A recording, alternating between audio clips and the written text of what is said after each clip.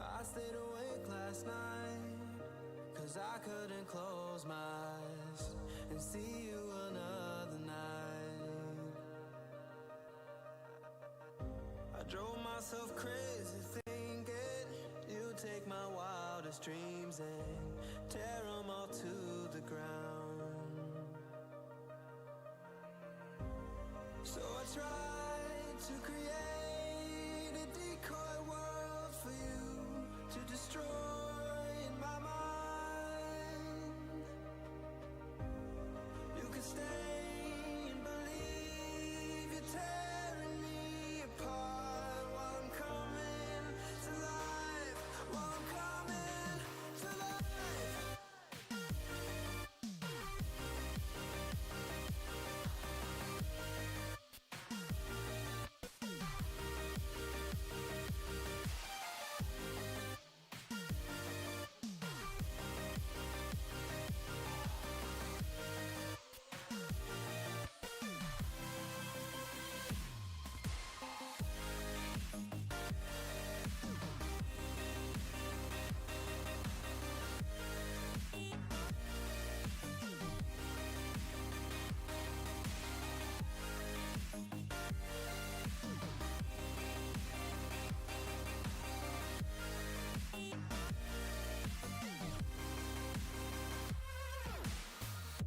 I couldn't keep the secret. You found my darkest demons and brought them out in the light.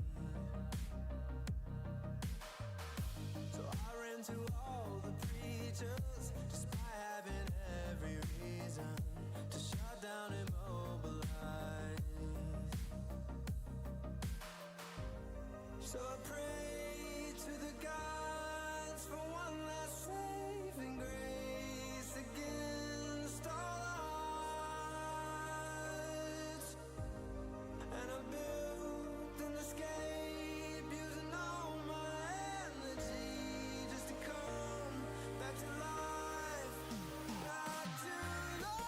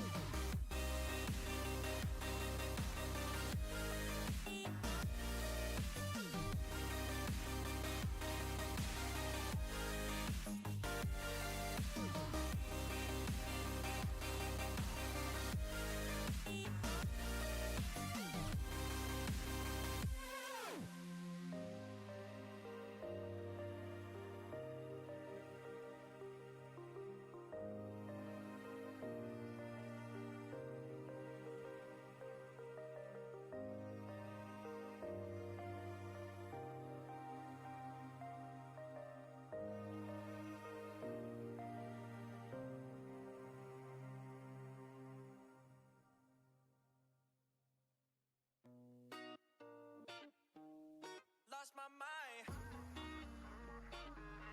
My friends all say I lost my mind, lost my mind. I keep talking about you all the time, all the time. I can't help but treat you like you're mine, like you're mine. Yeah, my friends all say I lost my mind, lost my mind. I keep talking about you. I'm so fucking mad, I know, yeah. 'Cause you're driving me insane. Don't you say I never told ya. Loving you is such a waste of my time, such a waste of my life. Thanks for breaking my heart. And those feelings that we both had when I leaned in and you pulled back and you said that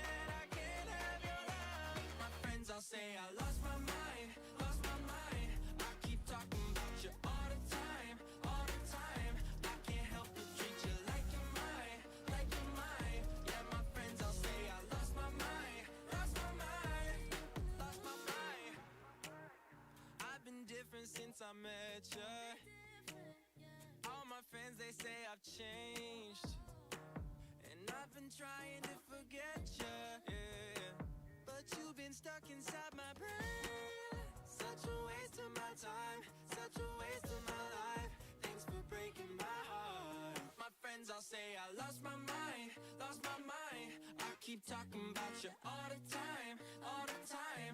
I can't help but treat you like you're mine, like you're mine. Yeah, my friends all say I lost my mind, lost my mind. My friends all say I lost my mind.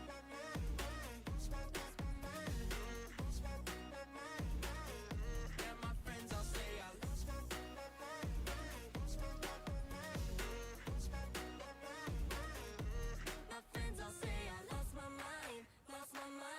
I keep talking about you all the time, all the time. I can't help but treat you like you're mine, like you're mine. Yeah, my friends all say I lost my mind, lost my mind.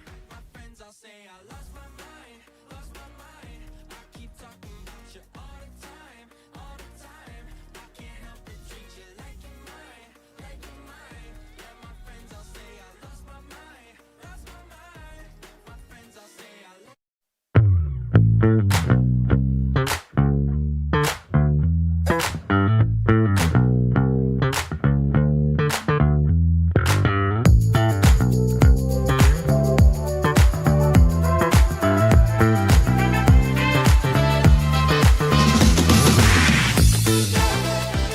Hello and welcome into the Boise State Game Pants Esports Arena. We move on to the second half of the Collegiate League of Legends regular season in the Mountain West, and Boise State and San Jose State vying for a spot in the Mountain West playoffs here tonight as the Broncos and Spartans will be meeting in a matter of minutes. I'm Michael Fish-Fisher, joined by Daniel Glovely-Clock to call all of the action. Boise State's the defending champion. Right now they're holding strong at 5-0, but the Spartans are one of the teams people think could make some noise, especially with that playoffs. And Glovely, we're now on what would be series number 4 of the E-Thug 80 carry experiment for Boise State. Pretty good results in the Mountain West, 2-0 there. Not a great showing last night, but Bethany Lutheran, one of the best teams in College League of Legends, will throw that one out the window. We know Twitch is going to be banned.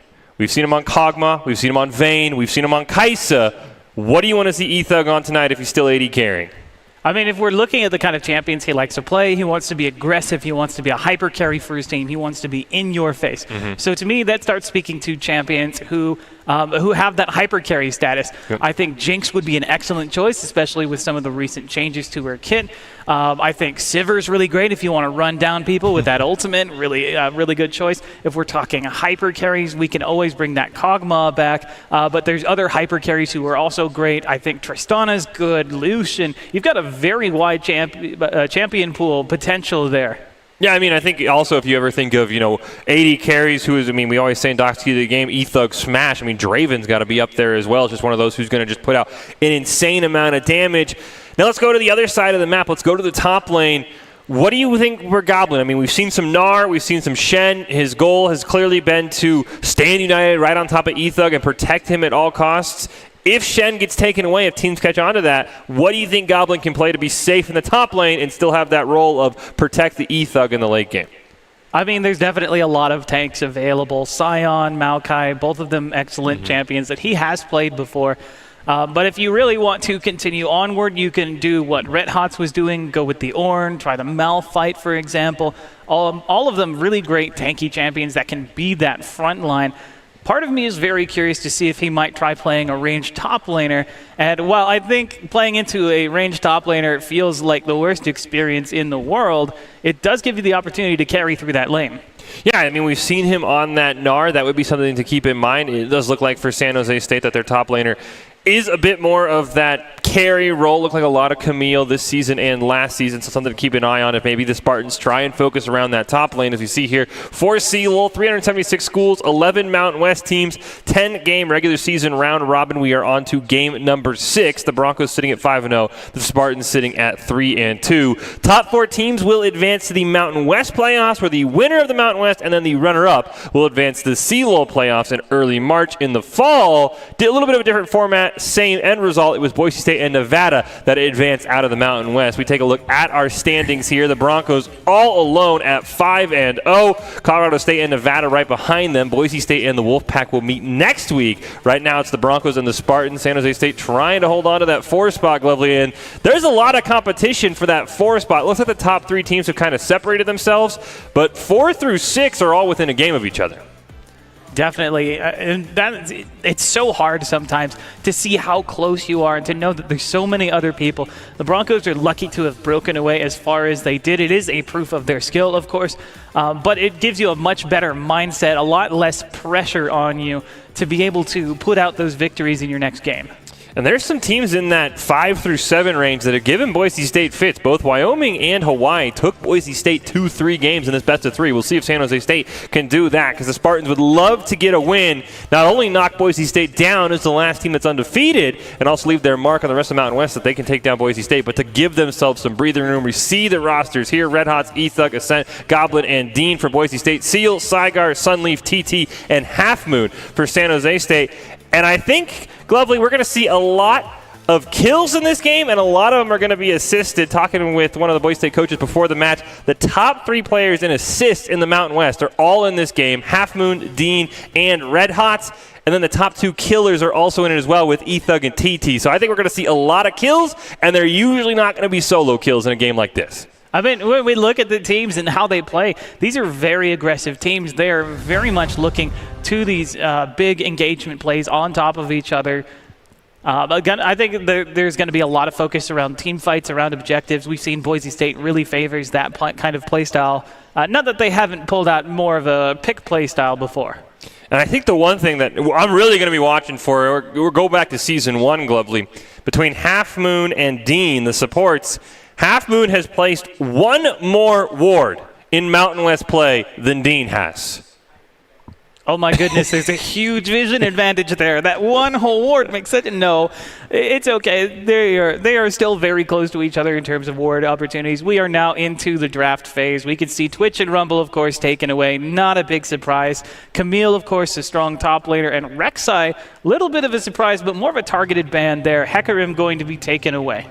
Yeah, Boise State and San Jose State right now definitely focusing down the one tricks for both sides. Twitch and Rumble, of course. The Hecarim is really interesting. The teams have been banning that consistently against Ethug, not even just because of his role swap, but I think Season 9, I think that Hecarim for Ethug was a must-ban. He hasn't had as much success on Hecarim with the item changes. He's had a lot of success on Kindred. So I would think if you're still targeting Ethug and trying to prevent him from swapping back and forth, I think Kindred would be a better ban than Hecarim. But we're going to see the Lulu final ban there, and now it's the Gragas and it's the Seraphine going to be picked up here, and the Kaisa for, I would guess, Boise State. I doubt the Broncos are banning their own Rumble there, so that is an interesting choice. We have not seen Dean on the Seraphine yet this year, if it is a Seraphine in the bot lane. You wouldn't think that Dean would be the type of player to pick up that Seraphine. He does really favor more aggressive supports, champions who can be huge playmakers, but Seraphine actually has quite a bit of playmaking potential in her kit, especially if one of her teammates is able to provide her with the slow. Yeah, Boise State. I mean, maybe it's Ascent on Seraphine.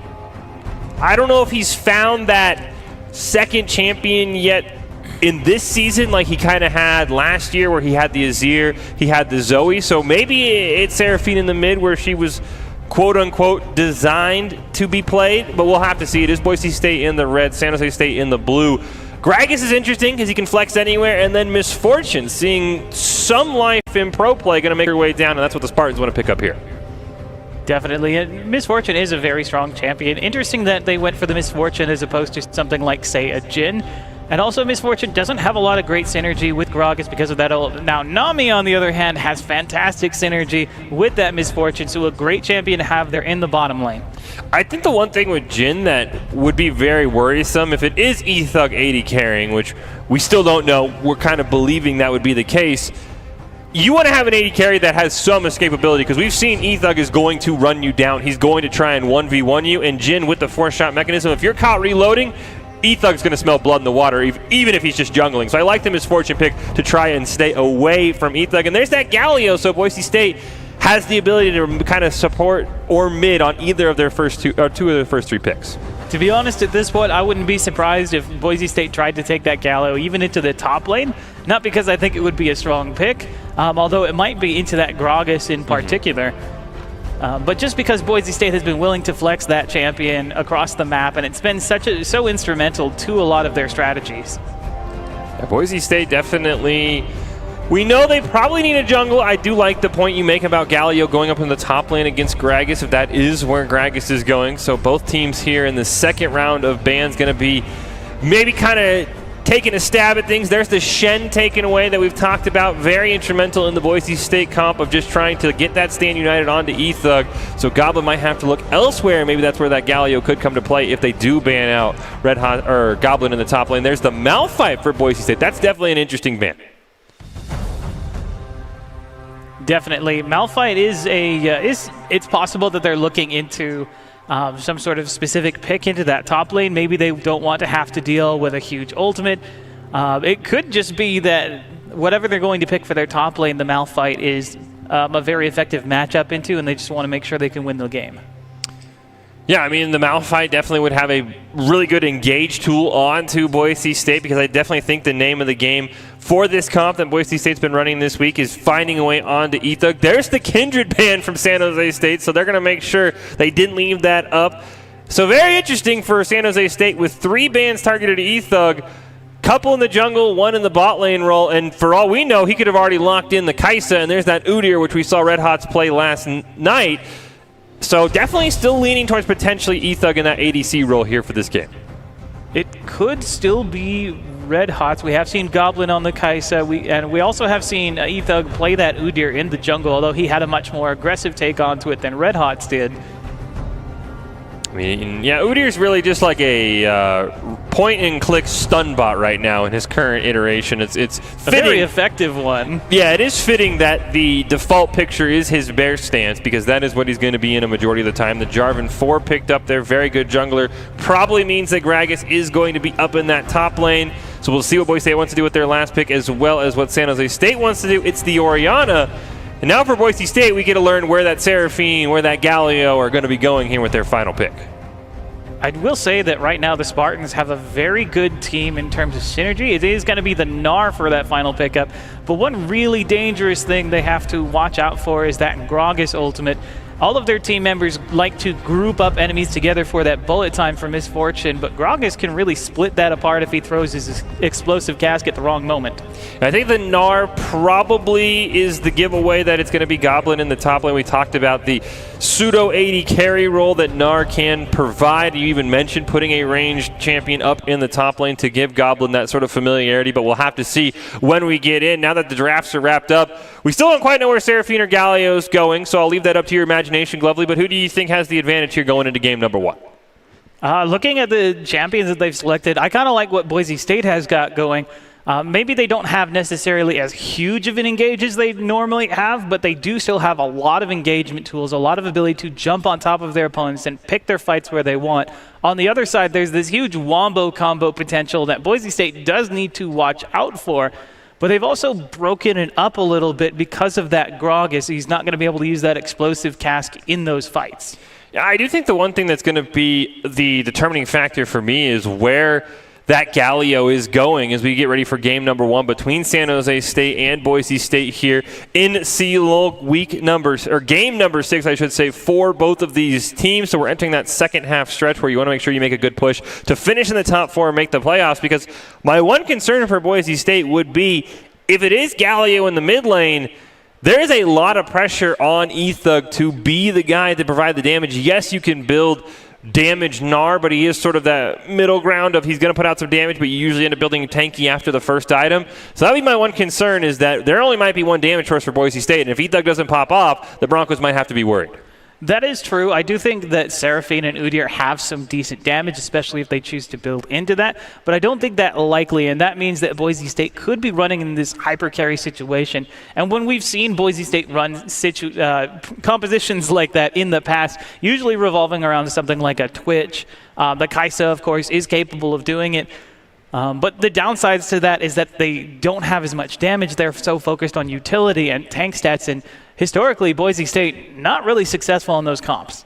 Yeah, the funnel comps, Boise State has pulled out from time to time, and it does feel like when there's two funnels, like we saw earlier this week against Colorado State with the Rumble and the Twitch, or the Rumble and the Vayne, it seems to work a lot better than just the single funnel that Boise State might be pulling here. Like we said, we've never really seen Boise State ever play Seraphine on stream. We've actually seen them ban it a lot more often, so I'll be curious to see where exactly she is going. It's been a really great week for Boise State. They've been 2-0 in CLOL. They had a really good match last night against Bethany Lutheran. Let's take a look back at some of the top plays from this week for Boise State's League of Legends team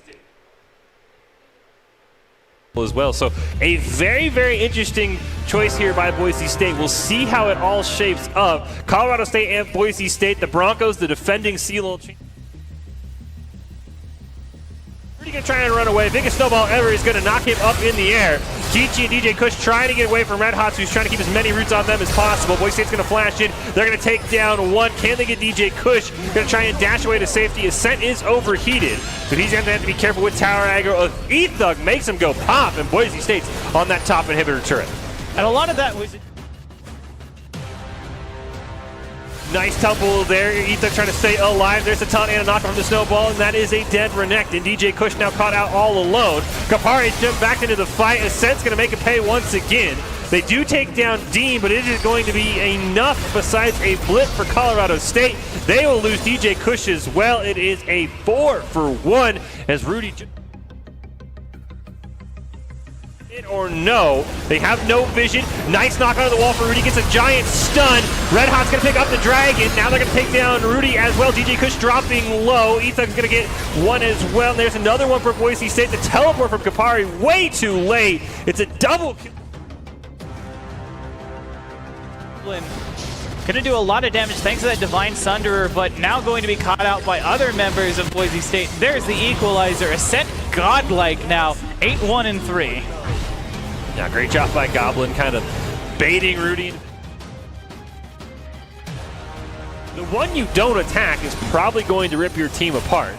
Vayne, of course, has less health, doesn't have the Zanyas, but I do think you're right, Glove. There does become a time of when do you maybe bait Boise State after all the resources have been used to try and kill Ascent. E-Thug's going to drop incredibly low. Going to get, once again, a huge ult from Dean to come back to life. They're going to pick up.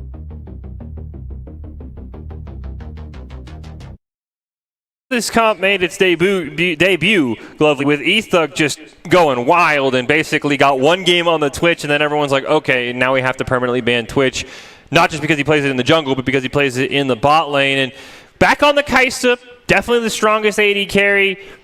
We'll see how it goes. His only time he's played it was last night against Bethany Lutheran, which was a very, very difficult game for Boise State. And anytime Boise State and San Jose State meet, of course, we have to go all the way back to 2018, when in the initial Mountain West League of Legends Championship, San Jose State took down Boise State, and the Broncos ever since then have definitely been looking for revenge. And this might be their opportunity for it. Boise State standing way high up in those standings.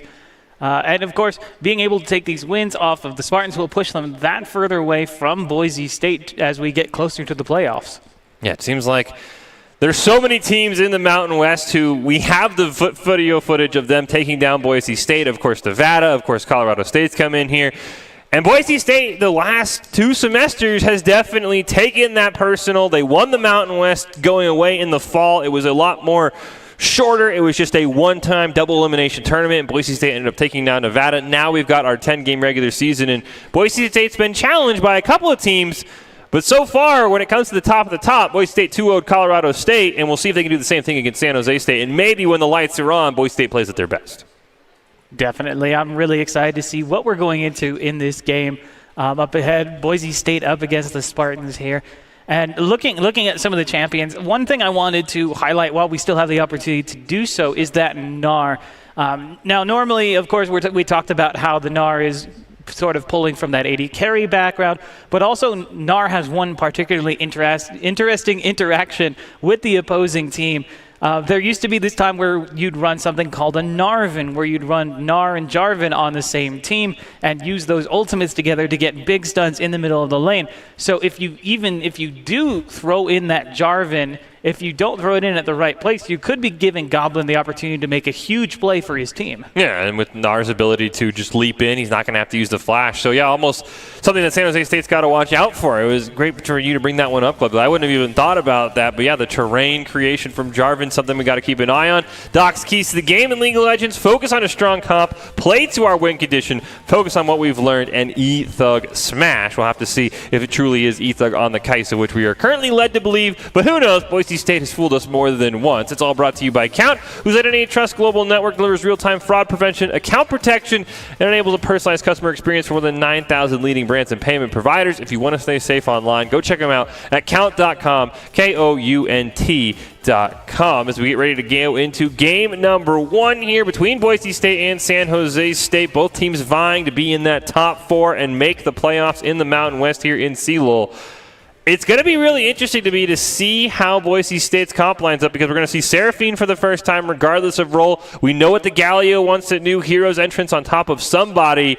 And I'll be curious if maybe we see Goblin build a little bit more damage heavy on that Gnar to provide that backup damage, because Kai'Sa is a little bit more of a hybrid, so you can't always just build straight armor. So maybe it's the Gnar that's going to be the sneaky, we see a little bit more damage than we're used to seeing on him, and let Goblin kind of relive the glory days of being in the bot lane. I mean, Gnar definitely does have that potential to become that hyper carry for the rest of his team, not just because he gets all those free tank stats and builds quite safely into them, but he also has a lot of damage built into his kit that combos very well, and a wide variety of items he can use to take advantage of that. For example, Gnar really likes that hyper boost that he gets off of his 3rd stack from his W passive. But more importantly, he could also build a Blade of the Ruin King, play sort of a duelist build, get those stacks quickly, and also get a slow on whoever he managed to get those 3 stacks on. It's Boise State, it's San Jose State. Game 1 right around the corner for these two teams. We'll see if Boise State can continue their winning ways. The Broncos sitting at 5-0 halfway through the 10-game regular season in LoL. The Spartans sitting at 3-2. Boise State in 1st, San Jose State in 4th. As we do load in, it is going to be Ascent on that Seraphine in the mid lane. So looks like we'll see the first appearance for her in her natural role, usually not where we see her. I think Boise State is usually targeted to ban her away in the bot lane, but looks like we're going to see Ascent on it. We'll see if this is going to be his backup champion. Like I said, I feel like some of the ones he'd like to play a lot kind of got hit pretty hard by some of the item changes, especially guys like Azir.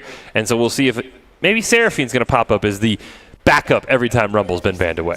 Well, she does have a surprising amount of damage for utility champion. We might have a cheeky engage here, but we do have Red Hots. He doesn't have this done for the bear form, so is only going to get 1 auto attack before he walks away. I think the other thing that's going to be curious to watch is how Goblin does in the top lane. It feels like as he's been adjusting to that new role, he still has sometimes had some issues keeping up with farm in his lane opponents. This feels like, depending on how Seal builds, if it is that sort of tanky disruption Gragas, Goblin should have maybe a really good opportunity to get ahead, and then he can kind of allow Boise State to focus everything on that bot lane, because there's been a lot of times where he's been so far behind, Red Hots has had to sometimes come up to just try and keep him in the game. Yeah, Grog is not exactly a champion who's really great at shoving people out or getting huge amounts of farm, so he's going to have a harder time being able to push into that Gnar. And of course, Gnar, whenever he gets access to that Mega Form, go and have a great time forcing the Gragas away, so he'll have perfect chances to control that wave for himself in that top lane. He missed it during the opener. Some of the best players in the Mountain West in terms of kills in this game. E-Thug and TT 1 and 2. Dean, Red Hots, and Half Moon all in the top 3 in assists as well. So I would expect bot lane for both teams to be picking up quite a number of kills, and there to be plenty of assists across the board. And we'll be curious to see how that goes on. Boise State also does have the top KDA player, Galaxy Savage, in his lone appearance against Air Force. Lead the Mountain West at a nice and comfortable 21 KDA globally. I don't think he's going to be topped at all this season. I mean, Boise State certainly can try. There's the attempted engage. Does get the taunt, but doesn't land Justice Punch. They're not going to have enough damage. Ascent also going to take a little bit of poke, but he'll be fine. Yeah, both mid laners about 50%. Everybody's still with teleport, so making sure that they can join any fight at a moment's notice. What a shock that Boise State did not go with the Nunu. I know Udyr's seen a lot more play at higher level, but I do think Boise State, when Red Hots has been juggling, has been a very strong team for the most part when that Nunu has been available. So something to keep an eye on how Red Hot's responds on this Udyr right now, just power farming his jungle. Him and Jarvan on similar paths right now. Everybody else just trading out some chip damage across the map. If I had to guess, it's probably because the Udyr, usually a much faster jungler, good Justice Punch to get away after getting a bit chunked there by Dean. But Udyr has a really fast clear. There's not a lot of champions who can match that. I think that might be what Boise State was going for there, so that they can get objective control simply by having their Udyr available more of the time than this Jarvan. But he is doing a great job keeping up in farm right now. Both junglers find themselves in the bot lane. Red Hots is on the river scuttle. It was for a moment at least, but he retreated when Saigar found out the Boise State ward in the tri-bush. We also talked about Half Moon and Dean leading the Mountain West in wards placed. So vision in that bot lane going to make it very hard for any gank. It's Ascent going to put a ton of damage onto Sunleaf, holding onto the flash for now. Completely out of mana, but the Orianna will get away. Going to see a knock up there onto Ethug. Justice Punch going to knock up Half Moon as well. Boise State looks like they're going to retreat. Ignite has landed onto Ethug, but he's going to be able to walk away to safety. So Boise State will disengage, but definitely losers of that trade in the bot lane. Yeah, very low health bars now underneath their turret. They have to be very careful of that love tap passive from the Misfortune. Really great into those 2-on-2 lanes just because she can reset it so easily, especially when she's got a minion wave. Also have to watch out for that Q. She could bounce it off minions. Looks like they are going to back up. Boise State should be safe under this turret. Yeah, Misfortune definitely one of those champions that the build is very interesting because if you opt for a mana flow ban, you're definitely able to poke a lot more in lane. As you can see, TT was completely and that's part of the reason he decided to back, and the Boise State's going to take that opportunity.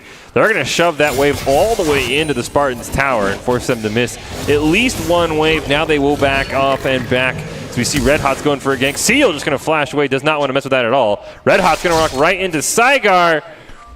No flag and drag, and so it looks like the jungler's just going to walk away from each other. The drag itself just used to poke Red Hots in the face a little bit. Didn't have that flag down. Maybe if he'd wanted to, he could have done that, but he also would have been putting himself in a really bad position with his own top laner not really able to respond, and Goblin not too far away, and of course that bear stance locking him down long enough for Goblin to be there. So I think overall that was the smart decision. And both mid laners have teleported back to lane after backing. Interesting enough, Ascent's flash is on cooldown. Sunleaf's now on cooldown as well. Did not see when Ascent used that flash, but if a fight does break out around this Ocean Dragon, will be interesting to see if Sunleaf or Ascent is the kill target, as neither of them have flash available. Dean wanders up just to clear out some wards. He almost had to catch onto that Orianna with that taunt. Thankfully, Orianna able to move out of the way of that very surprisingly mobile champion, in my opinion, thanks to that W speed up. I think the one thing for Sunleaf is Boise State didn't really have a lot of backup. Yeah, Ascent could have rotated down, but it feels like that flash might have been wasted. Goblin going to hop over Seal. Meganar is going to come online to boost his health, and Seal wants none of that, so he will walk away. Boise State almost misses the smite, but there was no contest from San Jose State. Despite living at 3 HP, Dragon still the first one of the game will go on the side of the Broncos. One of the downsides to Gnar when you're used to playing a marksman is that he does swap the way that he auto-attacks. So if you're not careful, you can end up losing a lot of farm whenever you go Mega. We do have a movement down here in the bottom lane. There's the taunt onto one. Does dodge the bubble. Jarvan's there, but doesn't use the flag and drag to close in. A great job by Dean disengaging as soon as Saigar made his appearance, and also for Ethug holding back and not engaging. Now they're going to re-engage. Justice Punch going to land. Ignite going to go on to Half Moon. Going to start retreating. Now TT stuck all alone. He's going to be forced to flash after the taunt. Saigar's walked away. Ethug sees his opportunity. He's going to flash in. One more auto attack would do it for Boise State. Justice Punch to get in range. Winds of War just misses. Here comes Seal on the back line with the teleport. Now Boise State's got to be careful. Goblin's going to join him as well. Taunt will land on the Gragas. Ethug's got to be careful though. Trying to dodge the body slam. There's the knockup, but it's not going to be enough. It's first blood for San Jose State. Goblin now going to see if he can find anything. Half Moon incredibly low. Goblin going to rock that W, get the movement speed. Seal might have bit off more than he can chew. Saigar rotating down as well as Sunleaf, and Boise State's going to lose one in what looked like almost a double kill for Ethug. It was very close, but sometimes they just get out with that sliver of health. Orianna not noticing that little ward there, but overall, teleports committed from both sides. He did get a couple of flashes, so if they do find a better opportunity once they come back to lane, they are going to have the advantage in those fights. Unfortunately, teleport was burned on Ethug himself, but, or pardon, not a teleport, flash, but yeah, they will still have that advantage in that lane. Good snare under the tower, but not really able to close in. Yeah, fortunately for Boise State, Seal just beat Goblin to the teleport by probably about 20 seconds, and that's a big difference. Why Red Hot thought he was in a 1v1, instead it was a 1v2. He's forced to flash over the wall to get out of the way. Did smite steal away with Grump. I like this. Feels like TT knows they're there, but it looks like Dean's going to go in. Taunts just barely going to land max range. Winter War used as well. They'll get the heal out from the Misfortune, but nothing more. That is a vulnerable Misfortune now, though, so getting that Summoner spell is very useful. Dean looks like he's going to back away. Did end up using a lot of mana for that engage. Unfortunately, if that Justice Punch had landed, they would have had the damage from the crowd control, thanks to that boosting up Kai'Sa's passive to actually get that elimination. Very close. Yeah, Boise State has been really close bot lane a couple of times to a kill. Now, Ethug's got to be careful. As Saigar has rotated down once again, you can see the amount of pressure that San Jose State wants to put on this Boise State bot lane and prevent Ethug, as we mentioned, the Mountain West leader in kills, from just getting to that unkillable status where he can run anyone down.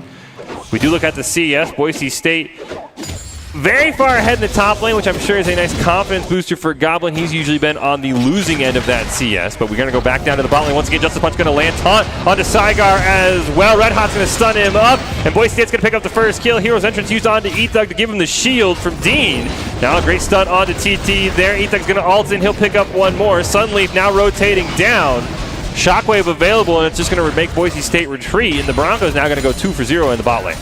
Orianna might be running into a Seraphine on her way back, so we'll see if they come into conflict. Snare does not land. There's the ultimate. Unfortunately, flashes away. I think we didn't get a chance to quite see it, but I think right as suddenly flashed, he also accidentally shockwaved himself. So the shockwave now on cooldown 2.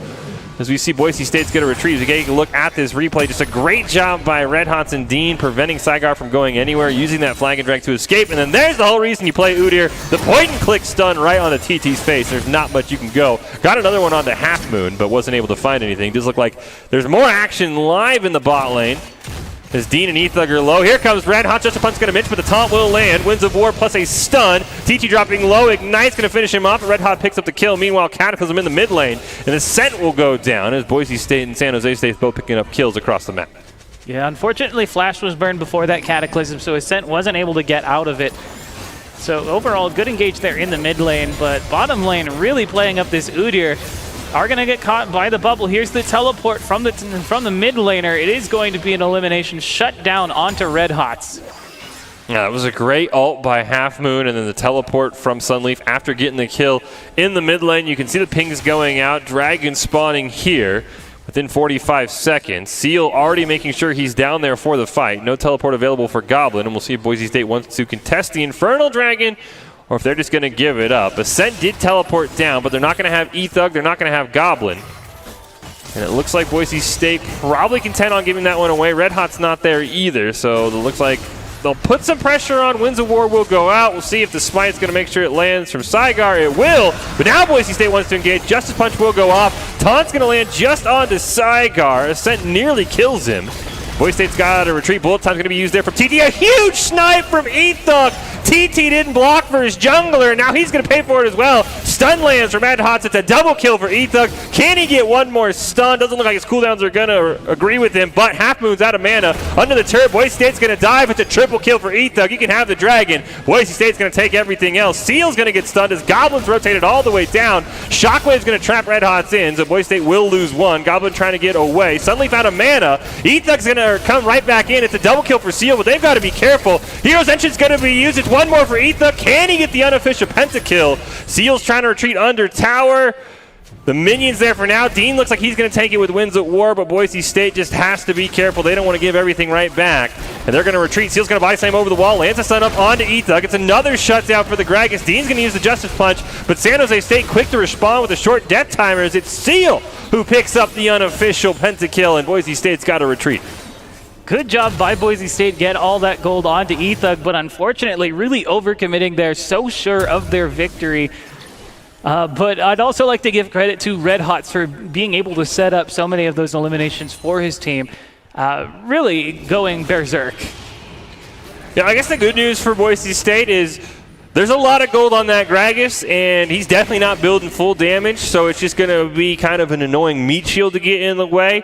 Meanwhile, the Broncos got 4 kills, onto Ethug in that exchange. So despite the kills favoring San Jose State, I think that's a trade Boise State would probably take most times, is all of that gold going on to Seal, and Boise State got all of it onto Ethug. Big advantage in that kind of scenario when it's important to get all that gold onto your carry. Although in that top lane, of course, very difficult. There's the flag and drag onto Red Hot. Ultimate comes through, finds only one. Very low health bar on Ascent. He's going to get caught in the back line. Seal is dominating now. Meganar is here, but he's up against 4 members. Only ults 1. Does manage to jump away. No, here's the Cataclysm. He's caught. There's the bubble. Godlike onto Seal now with that 7-kill Gragas. We talked about TT and Ethug being the kill leaders. Be curious to see how high Seal was on that list, because right now he is popping off 7-0, but Boise State does pick up that 4th plate in the bot lane as they fall, so that's even more gold. Seal is now teleported down. He smells blood in the water. Boise State does have an extra member here. Justice Punt's going to be used. Seal going to retreat back to his tower. Explosive cast will knock Red Hots in. Red Hots taking. Bullet time comes out. He's going to flash away, but the turret's going to track him down. Boise State's going to lose 1. Ethug tries to ult in to kill Seal. A bit too aggressive. Seal now 8-0-1 as he'll kill Ethug once again, and that Gragas is going to be a huge problem for Boise State as we get later in this game. And what we saw is the reason Gragas is a problem isn't because he deals massive amounts of damage. Most of the damage was done by that turret. He just had to tank it up and to force Ethug to fight him underneath the turret. And so many opportunities to bring him down were just shut down because the passive on Kaisa was reset, or because he was able to lock her out of an ability, or he just survived for so long. And the more kills he gets, the tankier he's going to get, and the harder it's going to be for Boise State to chew through him, even with that Kraken Slayer on the Kaisa. Yeah, and then combining the explosive cast, knocking Red Hots into tower range, plus the bullet time, but there was nowhere for Red Hots to go either. So yeah, Seal right now 8-0-1, a majority of the Spartans' kills. We'll see if that tankiness can allow them to maybe pick up an objective or two. So we do see that the Rift Herald was picked up by the Spartans and Saigar. See if he wants to drop it anywhere, maybe when the next dragon spawns. Boise State will be able to pick up the first tower, though, so they're barely maintaining that gold lead, about 1,000 over the Spartans. Most of that gold lead is in that top lane, though, so it's not coming from a champion who's going to be dealing a lot of damage.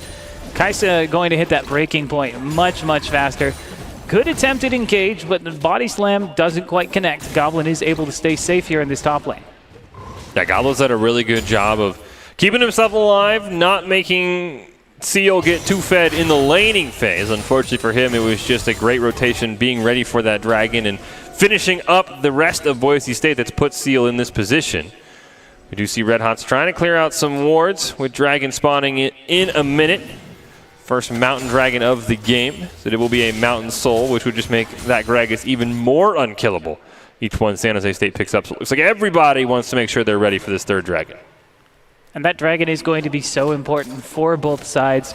A lot of their key members are these big, beefy tanks. 3 members on the side of Boise State. Heck, Dean's going to get extra damage out of that dragon.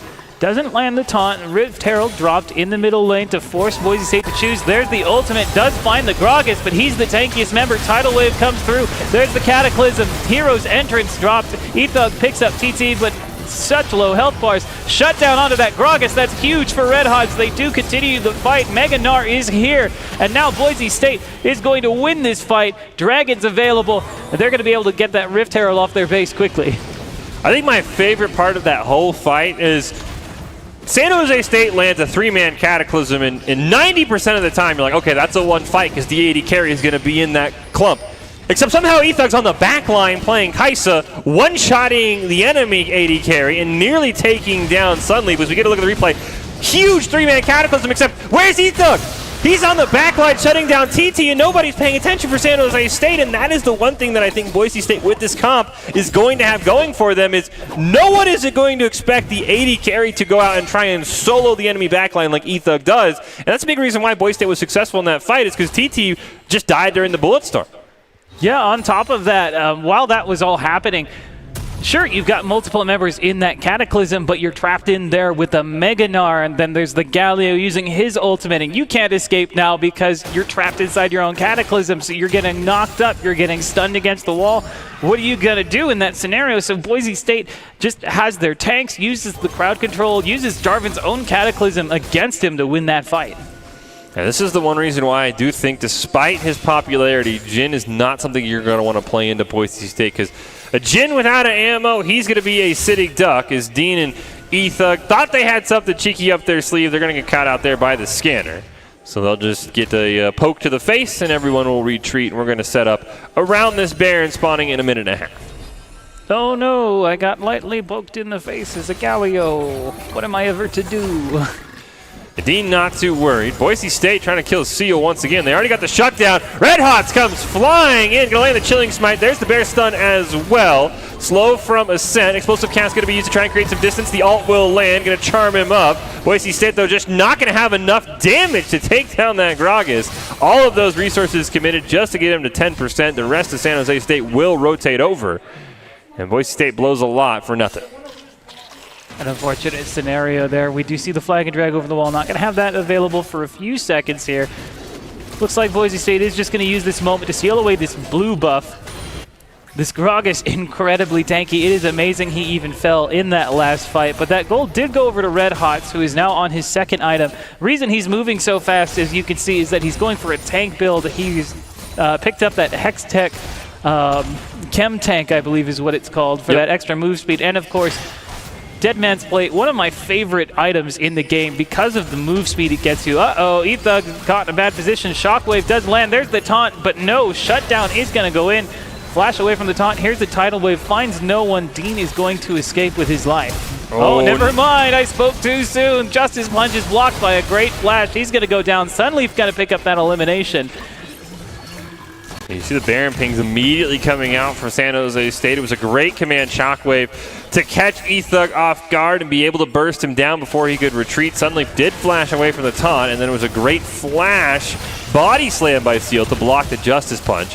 We see Boise State. There's the teleport from Goblin. They're going to try and at least pull San Jose State off. Three-man ult is going to land from Ascent. Flag and drag plus the Cataclysm from Sideguard. Red Hot's going to flash over the wall. Bullet time will come out. Zanya's going to stop most of the damage onto Ascent. The Goblin so close to the Mega Gnar, but not able to get there. Seal just body blocking for the rest of his team, but the amount of damage that Ascent can do through champions is going to take down Sunleaf. TT incredibly low as well. Seal gets chased down for a double kill. Huge snipe from Ascent. Tries to get the slow on to Half Moon. Red Hot still going in. Realizes there's a turret. He will retreat. And three members of Boise State do an incredible job of not only stopping the Baron, picking up 3 kills of their own in a 3v5. And Ethug's going to come in. Who else but Ethug across the map with the W. Immediately realizes he can pick up a kill. And now it's Boise State who hops onto the Baron. What a turn of events in the last minute. Nobody else but Ethug would use that killer instinct to dive a tower deep on a Jarvan who still has crowd control available next to an Orianna. My goodness, the confidence on this guy. But now Boise State completely free to pick up this Baron. They have multiple lanes that they can choose to take it into. All 5 members are going to pick up that Baron buff. And the crucial Baron goes on Boise State for 3 minutes, and that last minute, it looked at exactly 20 minutes like San Jose State had finally found at least the tipping point. They get 2 huge picks. They ping out the Baron, and it's a great job by Goblin, Ascent, and Red Hots to be able to just pull them off. And that is why I said I wanted to see the Seraphine on Ascent, because it gives Boise State that extra threat that even when Ethug's dead, San Jose State has to respect the amount of damage the Broncos can put out. And now we're going to get a big fight over Dragon, and you have to think if Boise State wins this with Baron buff, this could be GG in game number 1. It definitely could be. Of course, they could also end up losing a very important buff because of a missed fight. So Boise State going to have to play this very carefully. They do have the opportunity to send someone to try and go to one of the lanes, maybe shove that forward. Looks like Cole trying to go in. Explosive Cask finds Goblin, but does not find enough of a knockback or damage. Boise State still in a very good position for this Mountain Dragon. You see Ethug pushing the lane, trying to stay out of the fight. Not having to deal with the explosive cast is definitely going to make his life easier, and the Broncos will engage on the Mountain Dragon. We'll see when San Jose State wants to commit. Dragon at 1600. Saigar going to go in, flag and drag, but he's not going to be able to get the ult. Tidal Wave will come out. There's 2 for Boise State. Let's make it 3. Can they get 4? Just 2 members left alive for San Jose State. Boise State's going to get 4 for 0. Sunleaf trying to run away from Red Hots, but I don't think it's going to matter. The Broncos with Baron should be able to do significant damage to the base of San Jose State. Hero's Entrance going to be used. Doesn't look like Dean's going to get there in time, though, so Boise State will just have to settle for destroying this mid-inhibitor turret. I think the inhibitor is soon to follow. One thing I really want to credit on that last fight is Dean actually snuck around the backside of that Dragon Pit. There was no vision there from the members of the Spartans, and as a result, able to get onto that backline, landed a big taunt that locked down 2 members of Boise State who were 2 members of the Spartans who were so crucial to the damage. With those 2 members unable, Boise State can kind of just plow their way through. And you have to wonder if Seal had held the explosive cast, if it could have been different. He could have used that to get Dean away from the rest of his team, because at that point, San Jose State was just sandwiched and there was nowhere for them to go. Great job by Ethug as well, staying out of the fight as long as possible until his team needed him.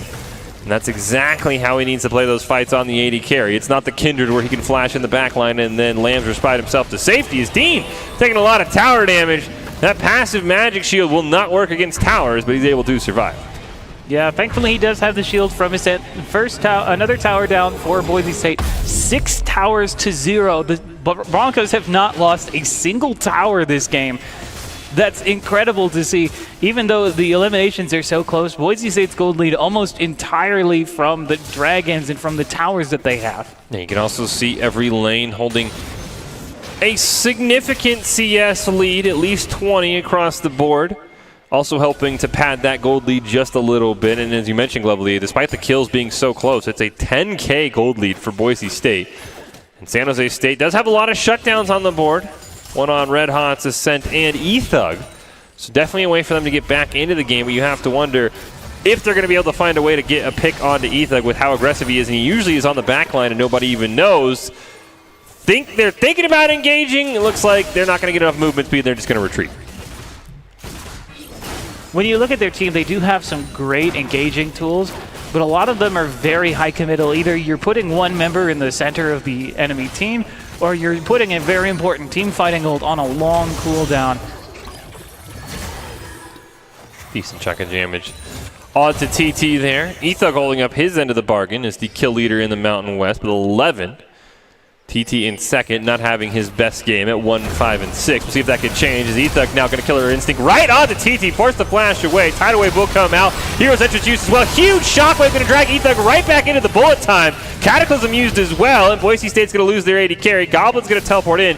TT barely alive at less than 5%, but he's able to make it out alive, and this time the Spartans use Ethug's aggressiveness against him. Boise State still wants a consolation prize. It looks like they have their eyes on this bot lane inhibitor tower. They've got to make sure the tower doesn't do a majority of the damage. There's the flag and drag onto Dean. He's going to Justice Punch back in, not find anything. Meganar active as well. San Jose State now trying to run down the remaining members of Boise State. Ascent still has a bunch of damage. A great flash body slam, explosive cast, not going to be able to get him in. Huge ult into the wall. Saigar forced to flash away. Seal absorbing so much damage as Goblin will fall as well. Boise State has not found a way to consistently deal with that Gragas. He'll take a ton of poke, and finally, Ascent's going to bring him down. Dean will Justice Punch to safety. Each team will pick up a kill, but Red Hot smells blood in the water. The flag and drag plus the perfect bubble going to stop Red Hots from running him down. Great disengage from the side of Boise State. I don't think Red Hots was touched, aside from that initial body slam. And oh my goodness, that great Gnar into the back. The only reason he was able to get enough rage in order to go Meganar is because he wandered off into the jungle away from the rest of his team, picked up some auto attacks just on some jungle minions, and sometimes that's enough to do it. Another really good job by Goblin, giving his life up for the cause, allowing Boise State to eventually get a pick onto Seal. We do see both Baron and Dragon spawning soon. It would be a Mountain Soul for Boise State, which I'm sure they would love to shield. But you can't also underestimate the power of Baron buffs. So we'll be curious to see what the Broncos want to opt for right now. They're surrounding that Baron, and they're more than content to give San Jose State the Dragon, though Ascent is hanging down there almost as a distraction, as I'm not sure San Jose State knows the rest of Boise State is on the Baron. It looks like Ascent is going to have to give his life up for it, though. So they will only get Baron onto 4 members. He'll use the Zanyas, but it's not going to matter. It's a shutdown, but Boise State gets the Baron in return. Baron number 2. Technically, the Dragon is still alive. I don't think Boise State has the speed in order to get down over there, so they are going to end up giving that up to the side of San. No, yes, they are. So Jarvan picks that one up. Boise State almost able to close in, but in the meantime, they're barreling down the mid lane with these Baron buff minions. Spartans now have to back away just to survive their base. Boise State doesn't even have to commit. They could just go up to another lane. They have the ability, if they want to roam into these lanes and to split the team up. Yeah, the Super Minion is going to pressure San Jose State enough for them to retreat. Boise State, if they can get a minion push in the bot lane, is very, very close to taking out that bot inhibitor turret. Unfortunately for the Broncos, the mid inhibitor has now just respawned. They were just about 30 seconds early on their mid lane shove. So we'll see how quickly Boise State wants to go in. Right now, Red Hot's is going to land the Bear Stun onto Saigar. Killer Instinct will land as well. We'll see if Ethug wants to dash in. Doesn't look like it for now. There's a flash taunt. Going to land onto Half Moon. Going to be evaporated. Bullet Time trying to peel off Boise State. There's a Cataclysm onto Dean. Saigar immediately going to realize that's a bad idea. Justice Punch and Bear Stance going to lock him in place. Boise State's going to pick up 2. Red Hot's going for the flank. My goodness, that is a fast bear. Now he's got to retreat from a huge body slam. Goblin going to hop over the wall. Looks like Boise State wants to just focus down this top tower while they have Baron buff and minions pushing. Goblin says, I'll take care of the mid inhibitor, and there's not really much for San Jose State to do. Boise State still has fairly high health bars, all things considered. That's one of the bonuses of having the Seraphine, having a healer on your team. 2 inhibitors now, probably going to pick up 3 here. I don't think bottom lane is going to have enough damage to force all of Boise State away. They are very low health bars, though. And, oh, there's an engage with the Meganar ultimate. They're going to be forced off, though, by the tidal wave also used. All 5 members of Boise State pick up all 3 inhibitors and back away. Yeah, Boise State definitely going for the win more idea, picking up all 3 inhibitors as opposed to just picking up 1 and shoving with Baron. 50 seconds left on the crucial Baron buff, so some of these super minions, especially in the mid lane, are going to pose a threat to the Nexus turrets for San Jose State if Boise State chooses to push that lane. And you see Goblin is there to empower them, and we'll see if the Broncos try to end the fight and try and end the game here in short order. 30 minutes gone by, 1 Nexus turret at 10%. We'll see what Boise State wants to do. No objectives on the board. There is a taunt onto Dean, does Justice Punch away, followed by the Flag and Drag. Isn't going to get away. The Bubble Prison does land. Half Moon is going to be the one to pick up Dean, but Killer Instinct back into 3 members. The guts on this guy. Meanwhile, the Broncos are ending the game on the back half. Cole is trying his best, but he's a tank build, not a damage build. He can't force the members off. Bullet Time does come out, does find Red Hots, but that Nexus looks like it's going to fall, and it doesn't look like it's anything the Spartans can do anything about. Ethug barely survives at the end. That was a great distraction by Dean, and then Killer Instinct back in from Ethug. Just keep the attention of San Jose State. The Idaho Army National Guard, proud supporter of Boise State Esports. Top plays are presented by the Idaho Army National Guard. We'll probably see a couple of those Killer Instincts from Ethug in those top 5 at the end of the night. But the Idaho Army National Guard does invite you to take your impressive critical thinking skills into real time with more than 10 jobs, offering a $20,000 bonus and your degree of choice paid for. The Idaho Army National Guard is the best team out there. Reach out on Twitch at iGuard Gaming. Boise State in the Mountain West at CLOL, giving the Idaho Army National Guard a run for their money in terms of best team out there. The Broncos 1 game away from moving to 6-0. And it was close for the Spartans for the most part, but I do think a little bit deceiving. Despite the kills being so close, Boise State had a gold lead for about 20 minutes on, and it really wasn't close between the two in terms of amount of gold in the game.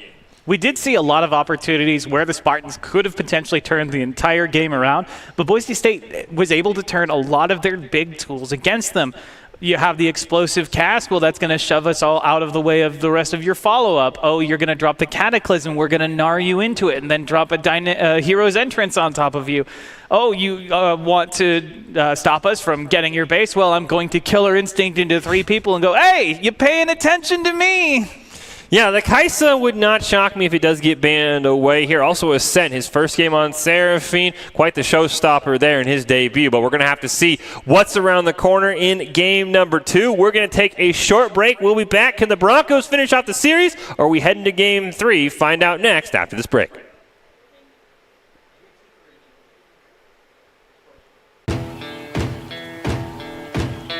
Here are a couple lessons I've learned over the years. Friendships come in all shapes and sizes. And always buckle up. Seatbelts save lives. That's a rule we can all live by.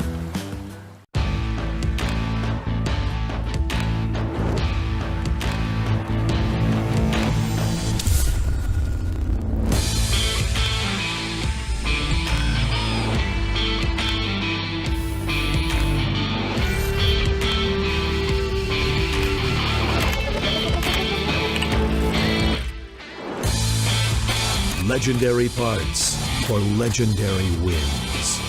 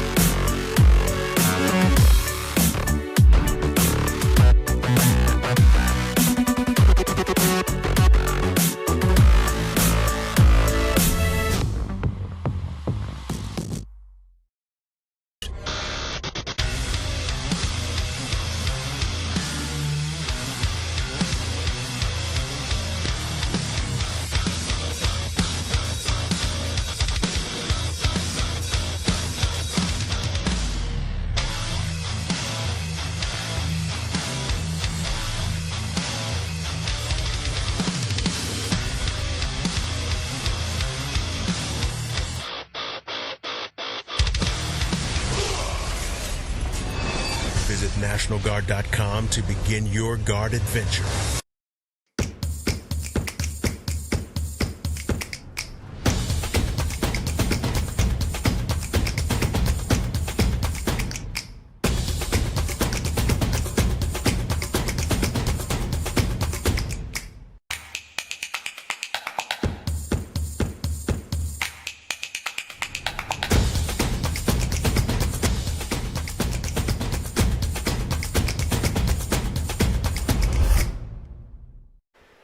Hello and welcome back into the Boise State Game Pants Esports Arena. We're on to game number 2 between Boise State and San Jose State. The Broncos taking down the Spartans in a game that was a lot closer at times than I think Boise State wanted it to be, especially early in the game with Seal absolutely dominating on that Gragas, hitting 8-0 at one point, but eventually, yeah, he was tanky. Yeah, he was hard to kill, but there wasn't that damage needed for San Jose State, and they just did not have enough pressure onto Ethug and Ascent for Boise State to really ever be in too much trouble as the Broncos pick up that second Baron and end the game in short order. We'll see what's on the table heading into game number 2, Glovely.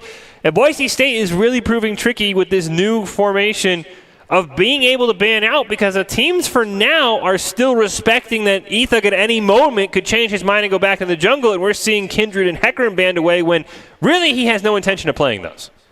Or at least not at the moment. It's possible that if that Kindred is up on the table, he will choose to go back to that jungle role. But as things are right now, we can see that between the red hots on this Udyr and Ethug on this Kaisa, they are able to run people down.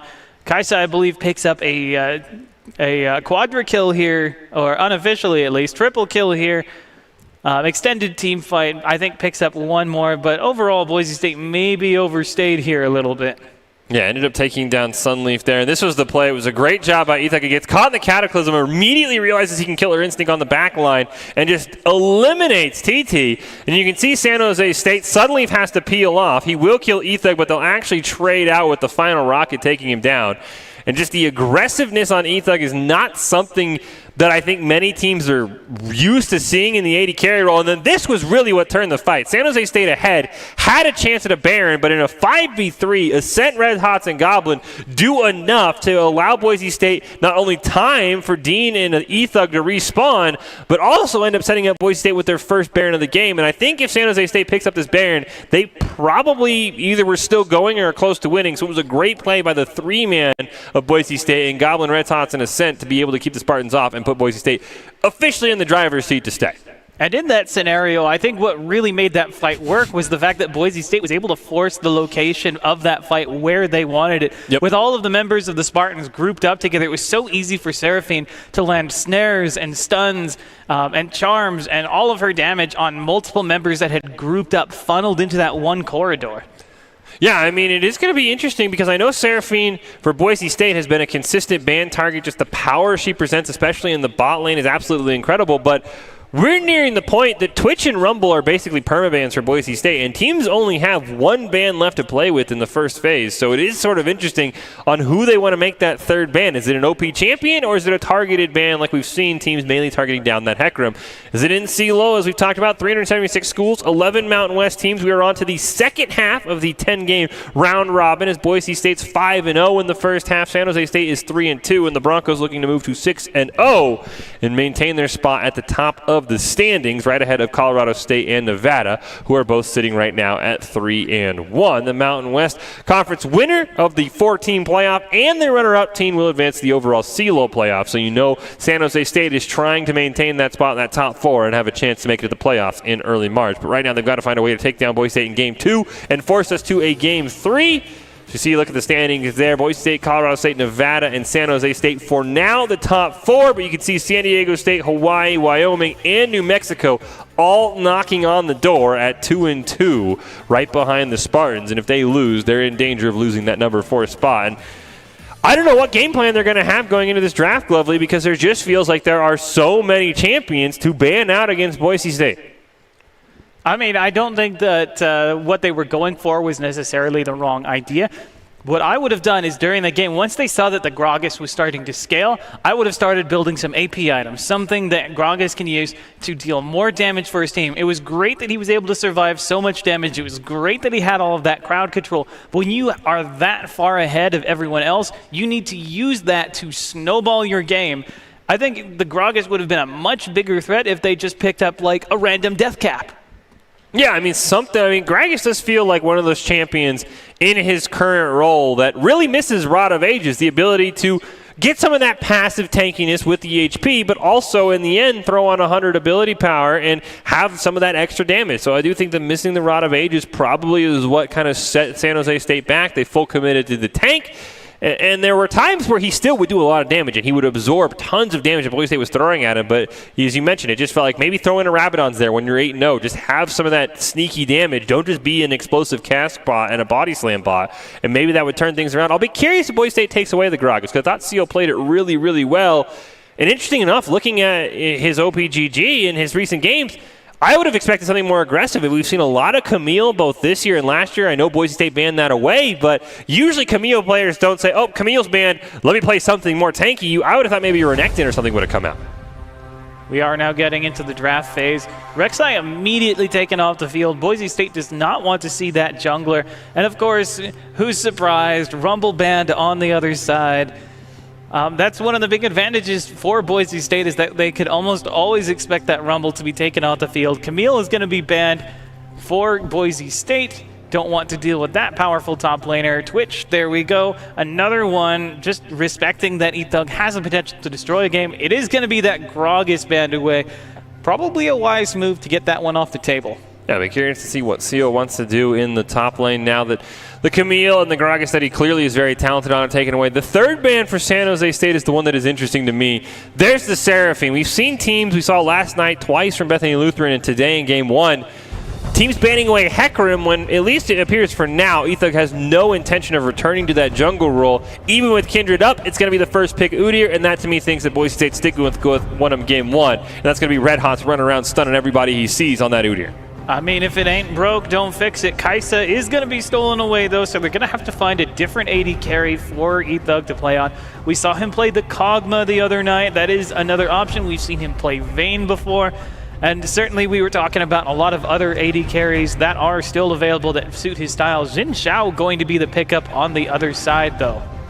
Zhao, an interesting one. I liked how they used the Jarvan last game, especially just with the utility of the Cataclysm from Saigar, and I don't really think we saw too many times where Goblin was able to Mega Gnar him into the wall, but the Xin Zhao is an interesting one. Should have a slightly easier time dueling Red Hots in the jungle, and there's the Xayah pickup for Ethug, so he's once again keeping us on our toes and not going to be able to dash in as aggressively as he could on the Kai'Sa into the backline, and then there's that Shen. Boise State loves the ability to protect Ethug at all costs, so they're going to put Goblin on that and just have him stand united whenever the fight breaks out. The real question is, what is going to be the follow-up?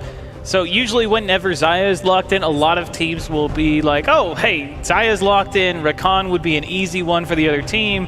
Rakan, of course, suits Deed's playstyle very well. Let's ban Rakan. But that leaves other opportunities available for Boise State. A lot of other lane partners. Lulu is going to be picked up by the Spartans there on the other side. So we'll see exactly what these teams plan to ban away. It's possible they could have baited out a ban. Yeah, the Lulu is very interesting because that's something that San Jose State also banned away from Boise State in the second phase last time. So maybe just Half Moon picking that one up to not only save the Spartans a ban, but also prevent Dean from hopping onto it because he's been very successful on it, and it fits the mantra of how many shields and health bonuses can we put on top of Ethug as he is running down the enemy. So interesting to note that that's taken away. There's the Galio banned by San Jose State, so they're not too worried about the Rakan. They're going to just try and take away things Boise State have played well, and I think Dean on that Galio has definitely been a consistent for Boise State when they're performing at their highest level. And even if you aren't taking it away from that bottom lane, you are still taking it away from that mid lane. The downside to the versatile champions is that one ban can get it from multiple lanes. Silas going to be taken away, probably a good choice. Already two really fantastic ults on the side of Boise State. Don't want to have those stolen away. Yeah, I was going to be curious to see if they would target down Seal in the top lane with these last two bans already taking away his Camille and Gragas, or if they'd focus him on the mid lane, and that's what they've done now with Orianna. Azir taken away from Ascent. Interesting. Again, Azir, one of those that has had some early issues with the new items. Riot has tried to sort of get him back on track. We've seen Ascent play it, but I think that there are better options on the tail. I mean, the Zoe is still on the table, something that he has kind of brought out at the start of his Boise State career, kind of was that 1A backup to the Rumble. Maybe he'll bring it out here. And there's that Ornn for Seal, so once again, just going to kind of take the Boise State route of, let's just be really tanky, help my team in the late game. It is going to be a very tanky top lane, but overall, I think that the Shen has the better matchup there, especially since you can use that Spirit's Refuge to cancel out the activation of that passive. Has to auto-attack you for that. And if you deny the auto-attack, well, you're not getting knocked up, you're not getting most of that damage. Senna, on the other hand, a great support champion for that bottom lane. Could also be a great AD carry, but as we see, there is the Xayah, so probably not going to be in that role. A lot of global strength, actually, for Boise State between the Shen and the Senna, so a lot of great ability to help other parts of the map without even having to leave your lane for a moment.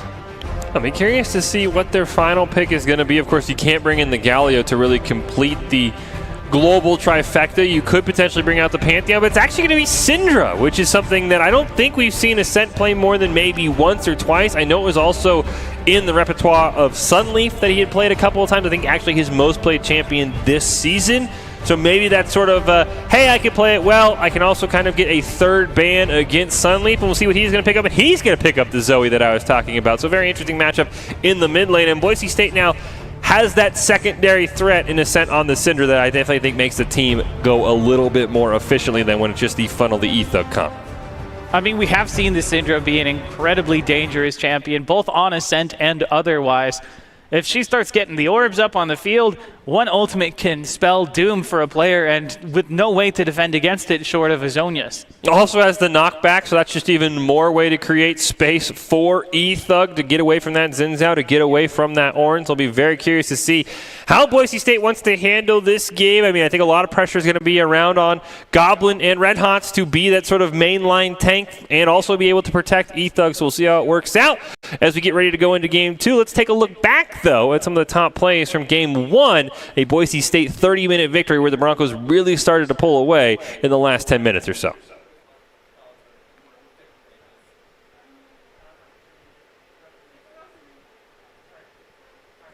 Maybe not. Maybe, you know, we'll just think in your brain, Ethug going into the back line, and that's all you need to really realize. So that's just, you can just picture that in your imagination.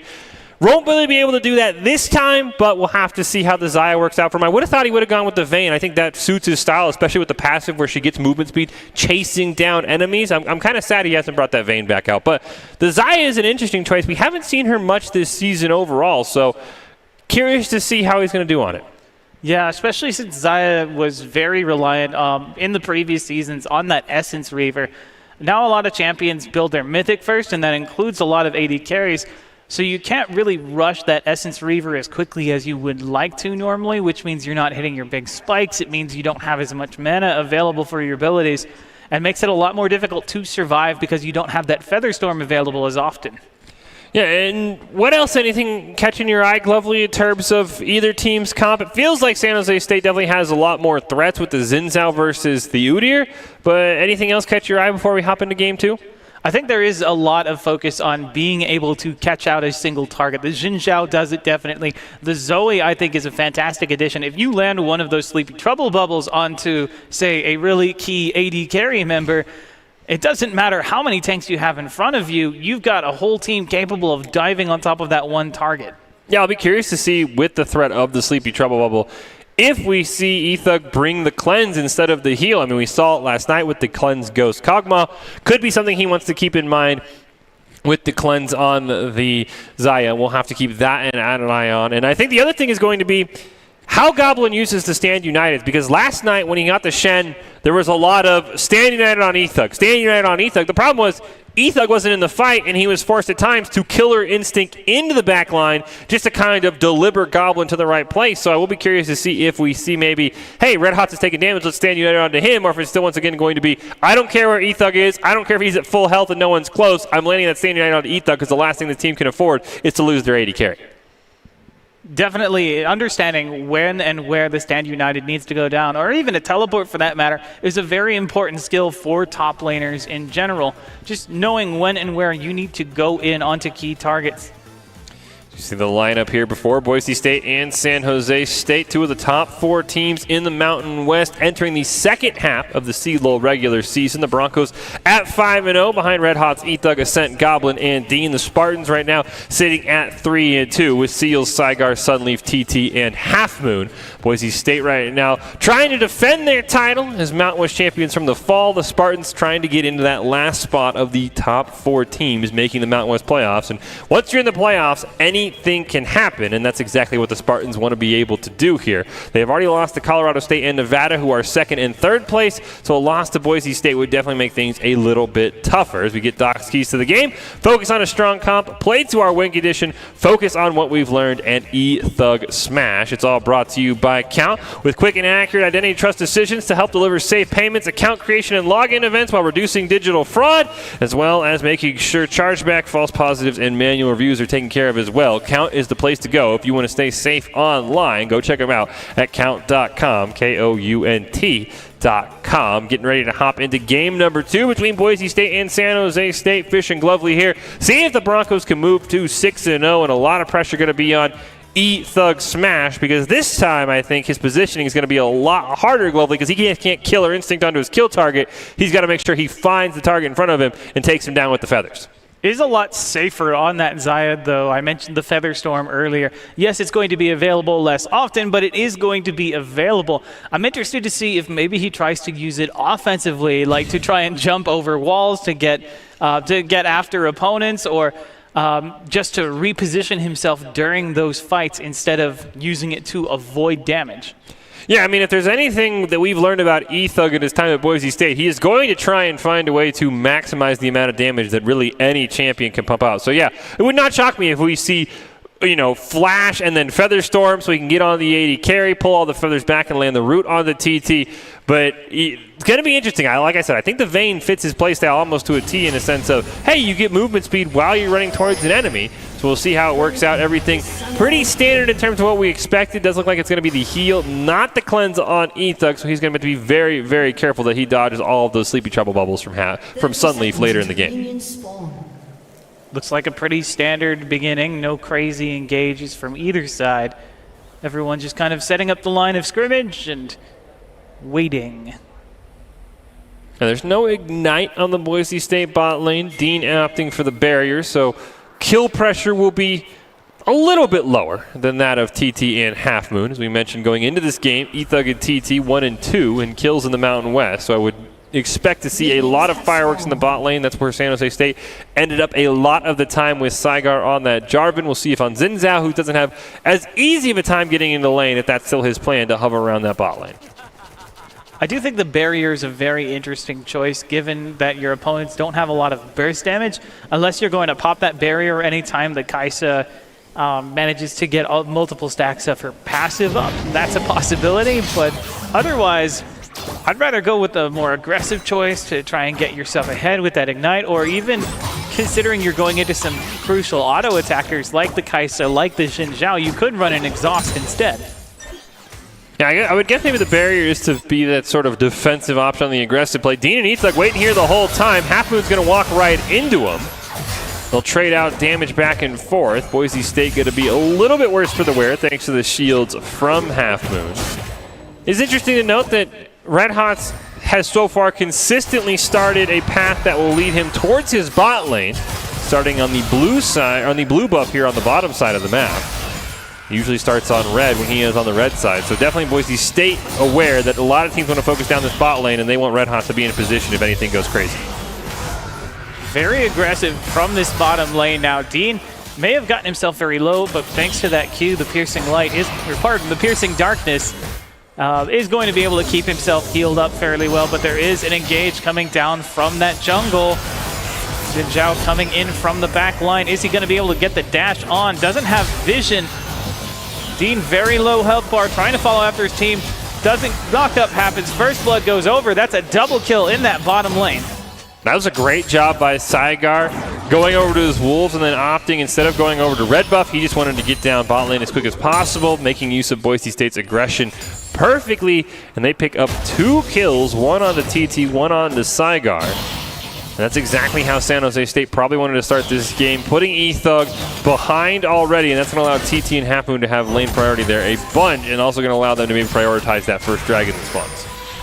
I'm wondering if Boise State wasn't expecting the Xin Zhao to wait longer before ganking, just because in the previous game played the Jarvan. Jarvan can gank as early as level 2, and a lot of players like to take advantage of that to try and dive into a lane at that low level with the red buff, but this game, doing a great job to get that early gank for his team, already benefiting for him, 0 and 2 for his team.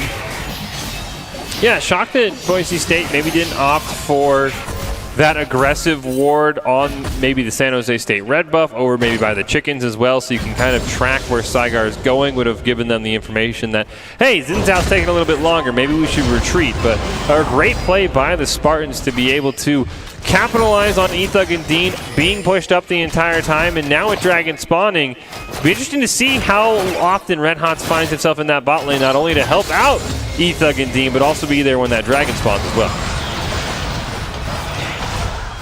Broncos are doing a good job of just poking their because they're so far up. That's going to leave them very open to ganks if they're not careful, but they are able to put a lot of aggression down onto this bottom lane. Kai'Sa getting shoved constantly underneath the tower. It almost signals to me that Boise State may be trying to get these waves shoved in quickly, trying to get as much farm and CS over as they can, so they can hit that Essence Reaver very quickly, and maybe not be as punished if they have to go back for mana more often. Yeah, also going to allow Dean to be able to just kind of spam that Piercing Darkness through the minion waves, try and put some damage onto TT and Half Moon. No real ability for them to heal like you had with the Nami in the last game. Does have the shields from Half Moon, but that's about it. Meanwhile, the mid lane has been pretty boring. Just a CS fest between the two laners. Does look like Ascent did get the early back off, as well as Sunleaf. So both of them going to have that extra item. Red Hot's going to clear out a ward. Infernal Dragon spawning soon, and everybody wants to be down there. Goblin probably trying to get 6. I would assume Seal trying to do the same thing, have that Ornhorn and the Stand United available if anything crazy breaks out. Cleared out a Vision Ward in the jungle. There is going to be Dragon up fairly soon here. Snare does land onto the Kai'Sa, but not able to follow up. Looks like Boise State not quite in a position to fight for it. Yeah, those look like they've conceded that to San Jose State. First Dragon of the game going over the Spartans this time. Goblin and Seal level 6, but just a tad too late. Goblin got to be careful. He doesn't get caught out there by the Ornn. He'll just retreat to his tower, and Steel going to start the back for now. Change his mind. We'll get the charge. The knock-up onto Goblin as well. Gets the shatter, but Goblin is barely able to survive. A good job baiting out that W with the Ornn. So much of Ornn's damage does come out of that passive proc, but that passive proc doesn't necessarily matter if you use instead the Bellows Breath to amplify your crowd control. Use it to get more time knocked up in the air. You see Saigar definitely prioritizing this bot lane. Gets spotted out by a ward in the mid. You can see him pinging. He wants to tower dive Ethug and Dean. He's going to blast cone over the wall right at the golems. Now he's going to jump in. Dean very low, and with barrier online, we'll see how Boise State's able to play this. Here comes the Stand United. Double teleport going to be channeled by Seal and Sunleaf as well. Tower's going to prioritize onto TT. Seal's going to teleport into tower range. Ascent will join the party as well. Everybody but Red Hots is down here. And all that flashiness for nothing, as it looks like for now backs are going to be channeled. There's the Ornn Horn. Seal caught Ethug pushing out a little bit too far. Going to get knocked up in the air. He'll use the heal. Flash not quite online. Gets knocked up in the air. Goblin can't quite get there in time. Meanwhile, Ascent off screen has 1v1 Saigar. Taunt's going to land onto TT. It's a double kill for Ascent. Sunleaf rotates back into the fight. Can Goblin land one more taunt? Half Moon is out of mana, so is Sunleaf. Sleepy Trouble Bubble's the last thing he's going to be able to cast. Stun lands onto Half Moon. The block goes out, but Sunleaf didn't have enough mana to throw out any Paddle Stars. And Boise State will end up taking 2 for 1, and both those kills going to go on to Ascent. Ultimate lead is a victory thanks to the fact that Featherstorm not quite available yet. Ethug only at level 5, so wasn't able to use that ultimate to push himself out of the fight. But teleport's also burned by both the Ornn and the Shen. That's going to matter a lot more for the Ornn than it is for the Shen, who's still going to be able to stand united across the map. Everybody using a lot of summoner spells in that fight. Didn't quite see how Ascent was able to solo down Saigar. But with the ult on cooldown, you have to think he maybe just caught him trying to greed his way back into the fight. So other Mountain West action going on right now. We have Colorado State. They're even improved to 4-1, just 1 game behind Boise State with a win over New Mexico. Nevada has done the same thing, moving to 4-1 with a win over Hawaii. The Broncos and Wolfpack will meet next week in Fresno and Hawaii right now, entering game number 3. Both those teams vying for that 4th place spot with San Jose State. The Warriors just a game behind, and they took Boise State to 3 games earlier this year, so definitely a team Boise State might want to avoid. We'll see how the Spartans do in this game with right now, and a small edge in their favor. Very small edge, mostly due to one elimination, 1 dragon. If we even just look at the CS across the board, Boise State for the most part is ahead, except for in that top lane where historically Goblin is still kind of getting used to that top lane sort of CSing after being on so many marksmen for so long. Yeah, and with the Shen into the Ornn, as long as you can keep close enough, you have the ability to stand united. That's really what he's in the comp for, so Boise State won't be too upset that he's just trailing in Ornn. Saigar once again in the bot lane, going to blast cone over the river. TT's going to Killer Instincts in. Dean's going to use the barrier and walk right into Saigar, but he has his eyes set on Ethug. Featherstorm's going to come out. There's the root. Saigar's going to be forced to use the ultimate to make himself immune to damage. Dean will go down. Sleepy Trouble Bubble's going to land. The Paddle Star will come out onto Ethug. Flash going to be used as well. And Boise State's bot lane, once again, the focus of the Spartans, and they'll go 2 for 0. Good roam by Sunleaf there down in that bottom lane, and good use of that ultimate. Crescent Swipe, I think is what it's called. Meanwhile, though, up in the top side, Cole might be getting caught out. Flash is used. He's up against 2 members around this Rift Herald. He's not getting away. Boise State gonna be free to go get that Herald. Almost got away. I was like, is he? Little scary there for a moment. It did end up resetting that Rift Herald, though, so Boise State is gonna have a harder time taking it. They are gonna let Red Hots do it on his own so that Goblin can go back to lane. Oh, Dean, come on, rude. I mean, to be fair, Saigar has definitely been the bully so far, making sure his presence is felt in the bot lane. So Dean just getting a little bit back. Stun's going to land onto Sunleaf. Ult's going to come out from Ascent. Sunleaf just barely able to survive, but the last second snipe from Ascent, and he's going to get one back, and it looks like Ascent's turn to carry the show. 3-0-0 on that Syndra, 94 CS most of the game, and right now Boise State wants their mid laner to be a big reason why they're able to finish this off in a 2-0. And this set is a very scary carry, especially on this Syndra. You can find out a target. But speaking of targets, Ethug is being targeted right now. Doesn't have the Featherstorm available after that last fight. Here comes the Stand United, hidden away in the Shroud. There's the taunt onto Xin Zhao. Ethug now picks up the elimination. Boise State now has control for this Dragon as the Ascent comes down to help. Everybody's down for Boise State right now. You can see Seal ended up in the mid lane, but he's going to end up retreating, realizing that there's nothing they could do. It's a Mountain Dragon for Boise State. We'll see if it's a Cloud or Ocean Soul. Blessing us on the Rift here in about 1,000 HP. Smite held by Red Hots. Didn't want to fall into the Killer Instinct trap. Now Ethug's got to be careful. This is an Ocean Soul, and he'll be able to get away. Dean coming back over, and that's enough to scare away San Jose State. A great use of the Stand United in that last fight. Root's going to land. TT does get under tower range. Red Hot's unaware he's standing on a ward. And look who's coming back down to the bot lane, Glovely. It's Saigar.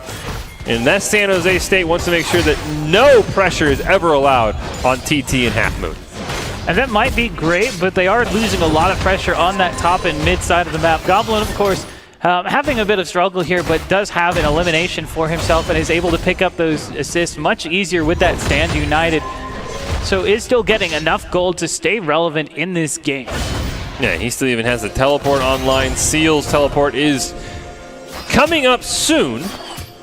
So maybe Goblin finds a way to land a taunt, then has the ability to join the fight with either the Stand United or teleport, something to keep an eye on. Also, it's very, very annoying to deal with the Shen. Not only can he get out of lane and then come back, he also has a really easy way to stop your teleport, and then you're just sitting there kind of just in the top lane all by your lonesome. Both teams taking things fairly easy for now. We do see some jungle presence there in that middle lane, targeting Ascent. Not a big surprise. He is very far ahead. Is going to get jumped on by the Xin Zhao, forced to flash, is able to get away, scatter the weak, finds a target. There's the unleashed power. Ultimate traded for ultimate. Yeah, great job by Saigar using the defensive ultimate of Xin Zhao to make himself unkillable in situations where he would usually not be having a good time. Half Moon decently low. Root's not going to land. Red Hots has rotated over, so has Ascent. Saigar's going to join the party as well. Everybody wants to be in the bot lane. Teleport's going to come out from Seal. Goblin does not have to Stand United yet, so he will be forced to teleport. There is the Orange Horn. It's a party in the bot lane, and Ascent's going to be the first target down. It's a shutdown for Saigar. Rift Herald has come out for Boise State. She should get her charge off and at least pick up some plates at the very last second. That gold going over to Ethug, and it looks like Boise State will retreat. So they'll lose one, they'll gain some tower plates. Seal going to get a double knockup onto Ethug and Dean, but the rest of the team isn't there. Root will land. He nearly roots the rest of his team. Ethug has to be careful. He's incredibly low. Suddenly with that extra flash, could flash in range for a huge Sleepy Trouble Bubble and a Paddle Star combo. Boise State realizing that going to back off, and the teams basically trade kill for tower plates, and everyone's happy. I'd really like to credit the Spartans for that really quick response to Boise State. It could have been a very dangerous tower dive with the Broncos being able to shove underneath with that Udyr, but in the end, everyone was able to surround them. Boise State didn't have enough members in the area, and because they had Ascent there on that backside, he didn't have the tools he needed to escape. Yeah, he'd already used that flash in the mid lane gank, and he was kind of a sitting duck, especially once Seal teleported in. Suddenly, it's going to be forced to flash away. Did not want to get the power overwhelming to the face. Already faced that once. You can see the Leandri's finished on Ascent means that this time Sunleaf wouldn't easily get away at low HP like he did last time before Ascent sniped him out. Things still going pretty calm, pretty smooth here in this top lane. Neither side really having a big advantage over the other. Slight gold lead is going over to Cole here on this orb, but that might not last long. We have an Udyr coming out of the fog of war. Is going to get caught up. Great Spirit's Refuge going to stop the auto attack from getting a knock-up, and he's unfortunately not going to be able to do anything. Red Hots picks up the elimination. Sunleaf teleported in to his tower, and I don't know if Seal didn't realize that, but he didn't try and bait Boise State back in. He just kind of accepted his fate. So, yes, he does have the spell book, so it's not going to be a huge waste for Sunleaf, but the fact that Boise State got that teleport out, and Seal did not have his team come help him, very, very interesting as we see Ethug and Dean, despite the early setbacks, have still picked up the first tower of the game. Of course, a huge assist to Rift Herald as well, helping take down some of those plates. So the Boise State bot lane back in good standing in terms of overall gold, despite their underwhelming kill-death ratios for the moment.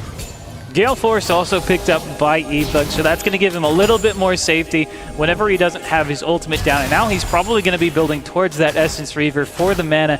That's going to allow him to stay in lane so much longer. It's such a big deal for the Xayah to have access to that. Boise State maybe trying to set something up here by the Dragon.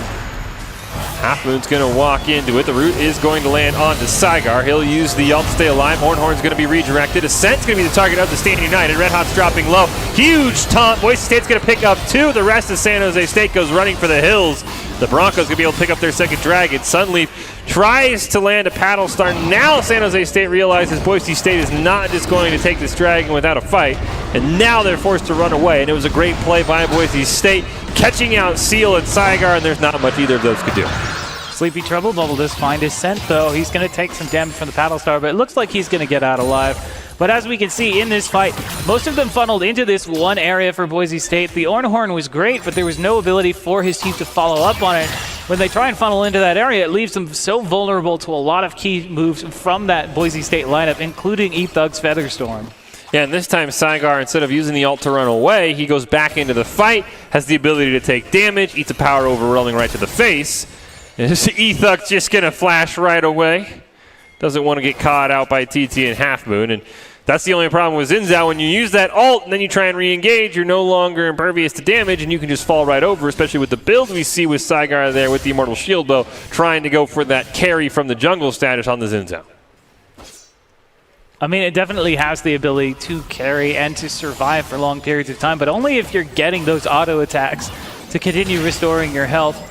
We do see a 2 versus 2 kind of scenario here in this middle lane, support and mid laner, but we now see a jungler coming down. Good snare, thanks to that vision there in that bush. A lot of damage just from the Scatter of the Weak. Actually pops the Immortal Shield Bow, and here's Red Hots picking him up off the back. Ooh, but T-Tar in a dangerous position as well. Does get stunned. Scatter of the Weak again. So much damage. Does use the Killer Instinct to try and go in. Ascent picks up the elimination, but goes down himself thanks to that Battlestar. Dean pops the barrier to keep himself alive. In the meantime, Red Hots finds out Cole in the top lane. He's going to shove him under his tower, not pick up the kill. Meanwhile, back in the mid lane, Battlestar doesn't connect, and thankfully, Boise State is going to have the victory there.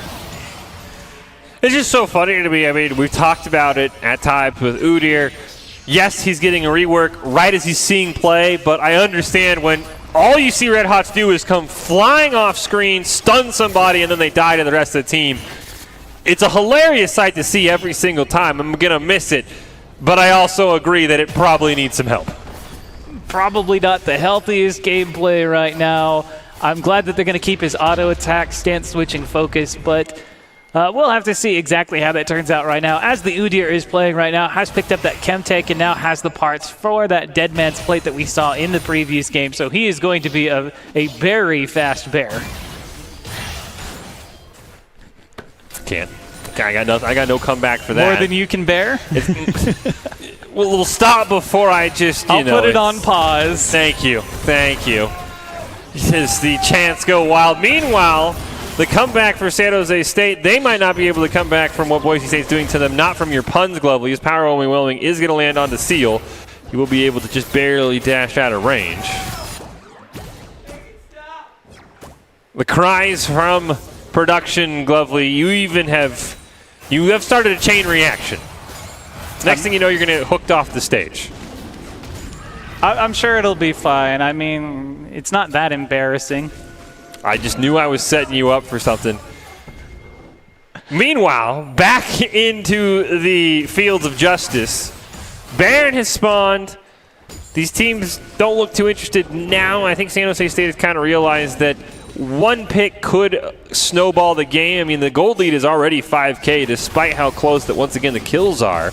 Boise State's going to pick up their third tower and 0 on the board for San Jose State. And you have to wonder what the Spartans' game plan is going to be to get back in this game, because, I mean, if you said, hey, Ethug's going to be 1-3 at 20 minutes, that'd be a win most of the time. The problem is it's Ascent who's 5-2-2. At this point, I think the best option for the Spartans is to play to their composition, to try and force Boise State to split up and get situations where they can find big picks. Really, as far as their team is concerned, their only really big team fighting champion is that Orange. So they have him, and that's great if they want to set up crowd control on multiple members for the Kaisa. But really, right now, they just need to find picks onto single targets, and they might have found one here in the bottom lane. Yeah, Ascent is called out all alone. Ethug's going to jump onto Seal. He'll just dash away. But San Jose State doesn't pull the trigger. Ascent walks past all three of them. Now they're going to hop onto him. Sleepy Trouble Bubble is going to miss. Zanya's going to be used as well as to stand united, but Ascent's going to fall right after. TT is the focus, though. Red Hot's going to burn him down. Seal's going to be forced to teleport back into the fight, but it's going to be too little too late. Suddenly he flashes over the wall. He's not going to escape that Udyr. Ornhorn comes out, but at what cost? The rest of the team is already dead. The Spartans set up the pick, and it's Boise State who comes out with the ace. They set up the pick, and I think it would have been a great play. But unfortunately, they don't show their hand because they're trying to delay to prepare for this Baron. They don't want Boise State to know they're there, but in doing so, they allowed the Broncos enough time to get into position to back up Ascent. So even though he goes down with the Zonias, he buys enough time for his team for them to all arrive, pick up the ace for their team and the Ocean Dragon off of that. Boise State now on sole point. Yeah, I think if we do get a chance to take a look at that again, you'll see that there was plenty of opportunity for San Jose State to just all converge onto Ascent. They let him walk right past them, and then they're like, oh, wait, that was the guy we were supposed to kill. And they just kind of let him walk away scot-free. And as you mentioned, it bought enough time for Boise State with the Zonyas, with the Stand United.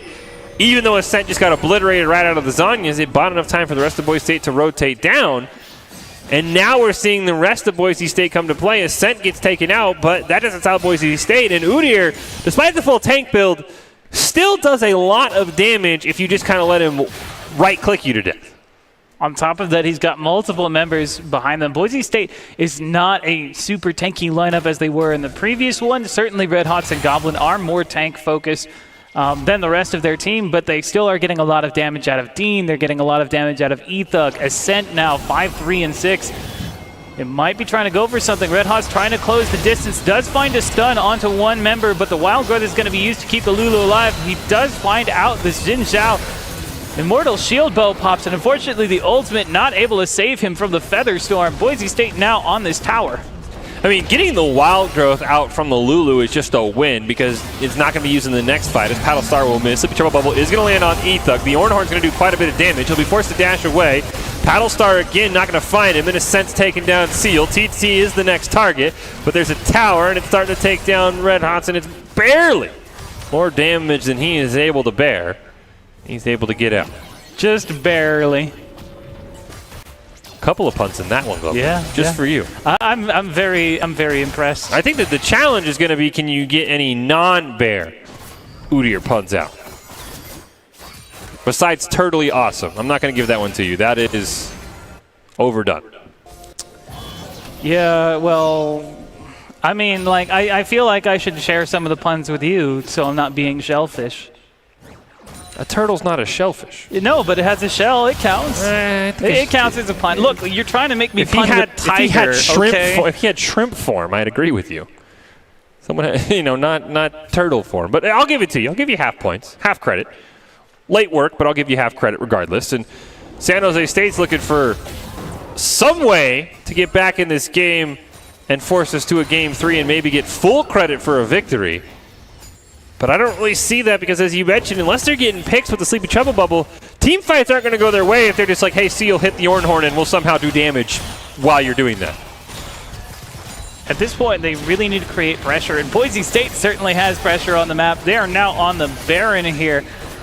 They don't have a whole lot of vision around the area, but the Spartans don't have vision either. They do have that one ward there in the back of the pit that will be running out shortly before the fight ends, so they are going to know it's here.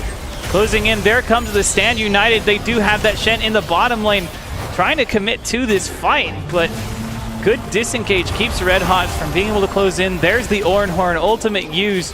Boise State trying to go back in, but good dodge.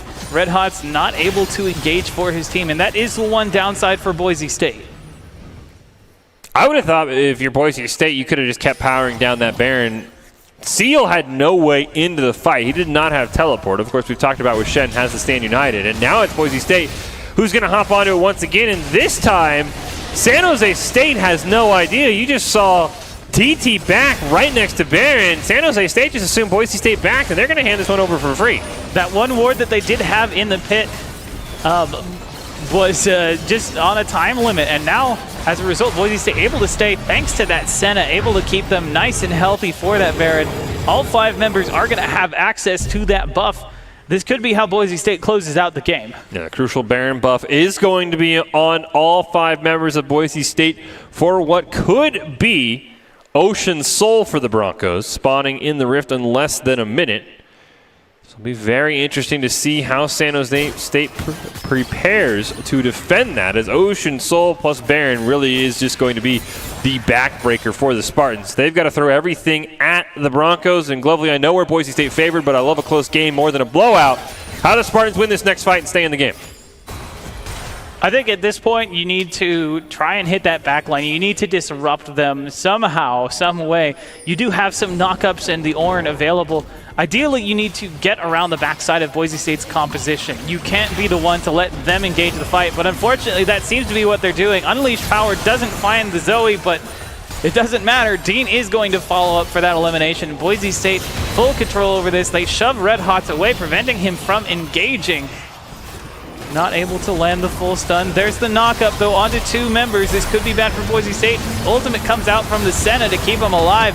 Dean's on a rampage now as Boise State continues to fight even underneath the tower. Featherstorm used just to try and get into range of the final elimination. That's going to be the ace for Goblin. Boise State, I think, is going to take home the game here. Boise State did a really, really good job of San Jose State, as much as we had talked about, Ocean Dragon spawning soon. We can't allow Boise State to get the Ocean Soul. 3 members of San Jose State were down around the Dragon Pit.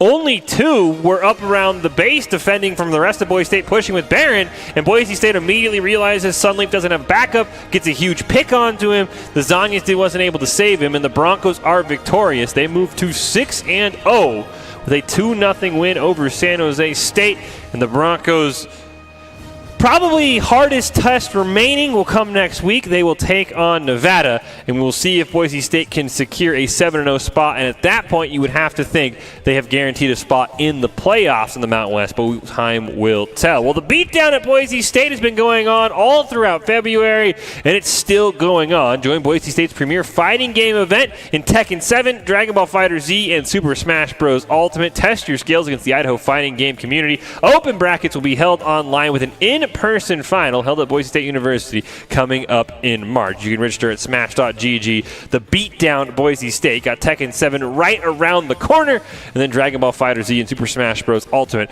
to wrap up the month. Boise State's League of Legends team wrapping up a 2-0 victory over San Jose State, remaining perfect in the C-LoL regular season in the Mountain West, 6-0. And right now, this new look comp of E-Thug at the AD carry role, Goblin in the top, and Red Hots in the jungle, Glovely, has not lost a Mountain West match. They're going to have one of their toughest tests next week against Nevada, but so far so good for Boise State in this new look roster. Definitely, and it's not too surprising that they were able to transition so smoothly their jungler to that bottom lane, because a lot of his strongest champions in the jungle were AD carries anyway, were those marksman champions, and they were using him as a hyper carry. But in this scenario, he's able to get more farm, he's able to really influence that bottom side of the lane, so he's going up into some of the toughest carries on opposing teams, and as a result is able to continue snowballing and shutting down that specific lane. Yeah, and I'm sure it's every coach's worst nightmare for anyone in the Mountain West to open up the OPGGs and see that it's a double challenger in the bot lane. Of course, we know Dean has been challenger for many seasons. Even I think I was told last season he had challenger on 3 accounts. Don't know if he's made it back this year. I know E-Thug has. I think he's even over 700 LP in challenger from what I've seen on Twitter. So that bot lane is a force to be reckoned with. And the thing is, at least from what I've been told, Glovely, Boise State feels at any time they can pull the trigger and put E-Thug right back in the jungle. I was talking to the Broncos coaches before the game. Hey, where do you think E-Thug is going to go? I'm trying to take my own notes. well, you got to wait and see until the game fishes and where he's going to go. So, I mean, I'm just waiting for a team to say, all right, we've finally cornered him. We put him on a Kog'Maw or a champion Ethug doesn't feel comfortable, and he's like, I'm going back in the jungle on that Heck Room. I'll see you boys in 20 minutes when your Nexus is exploding. So that's going to be the toughest thing to deal with is when does Ethug want to say, I'm going back in the jungle. I'm just going to dunk scrubs. And I think he could do that really at any moment. Or he could stay in the AD carry role and just killer instinct on the back line, because why not? It really speaks to the versatility of the players themselves, not just the champions that they like to choose. It's very hard to pin down a team when you've got that much variety in your lineup. When we get on to our awards portion of the night, the Idaho Central Credit Union Player of the Game. Tough one, though, I would say, Glovely, because it feels like I don't know if we can give it to Ethug because he definitely struggled in Game 2. I think the inverse can kind of be said for Ascent. I think Red Hots is probably your clear favorite pick here. I mean, he's not going to have flashy highlights. It's going to be a lot of just bear stunning and running around. But I got to say, Red Hots was probably the best member of the team tonight. I definitely agree. A lot of the engages worked because he was able to get into position, and so many cooldowns ended up getting burned just to try and keep him away from being able to land those stuns. And I mean, I will say the one thing going against Ethug and Dean in some respects is that Game 2, San Jose State was clearly of the mindset, we're not going to let bot lane beat us. And Saigar basically was almost like a third bot laner at times. So that, of course, is going to affect the score. We'll see who the Idaho Central Credit Union Player of the Game is going to be. And early indications do point to the fact that it looks like it is Red Hots on that Udyr. No, it's actually going to be Ethug. When you play the carry, it usually makes sense. Red Hots might have something to say about it, but we'll give it to Ethug anyway. I mean, sometimes whenever you're playing a game, you know, all the glory goes to the guy who throws the ball or gets the touchdowns. And in this case, Ethug is definitely worthy of that choice. We did see use of that killer instinct very, very well, very aggressively to set him up. But as you can see, even just during this replay here, he's getting set up by Red Hot. So, like, even if he's not getting the player of the game, he is going to be a worthy preliminary, what is the word I'm looking for? You know what? I'm going to give Red Hots the honorary fish player of the game because I think that Udyr was absolutely incredible. Like I said, I thought when he played Nunu, this team clicked when he was in the jungle before Ethug got here. He pulls out the Udyr, who is very, very strong, and he plays it incredibly well. So big congratulations to Ethug. He is the Idaho Central Credit Union Player of the Game who believes a great player makes the team more successful, just like Idaho Central is helping their members achieve financial success. Ethug, the Idaho Central Credit Union Player of the Game, wouldn't have done it without the rest of his team, and Boise State's victorious on the back of Ethug, Ascent, and the rest of the crew. And a big shout out to them at 6-0. I don't think they care who's taking home Player of the Game. They just know they're doing a really good job defending their Mountain West Fall title. Overall, really well played by both teams. Boise State proving that they're the better, proving that they're the ones who can pick the team fights in the places they want to pick them, and are willing to pull the trigger on even scenarios that the craziest AD carries would not ever dream of diving into. Yeah, I mean, that's like we talked about it during the game, and I think it's the one thing that really makes Ethug click in the AD carry roles. You never know what he's going to do, and that's why I think maybe the Xayah just didn't mesh well. Same with the Kog'Maw last night. You need something like a Vayne, something like a Kaisa that has the ability at any point in time for him to jump on the back line and immediately take care of somebody on the other side. And it's a big reason why we see right now Boise State sitting at 6-0, Colorado State and Nevada right behind at 4-1. Be a very big showdown between Boise State and Nevada next week. The Broncos and Wolfpack were 1-2 in the fall. We'll see if the Wolfpack can cause a logjam at the top or if Boise State will start to pull away. Meanwhile, San Jose State sitting at 3-3. They've still got to worry about San Diego State and Hawaii.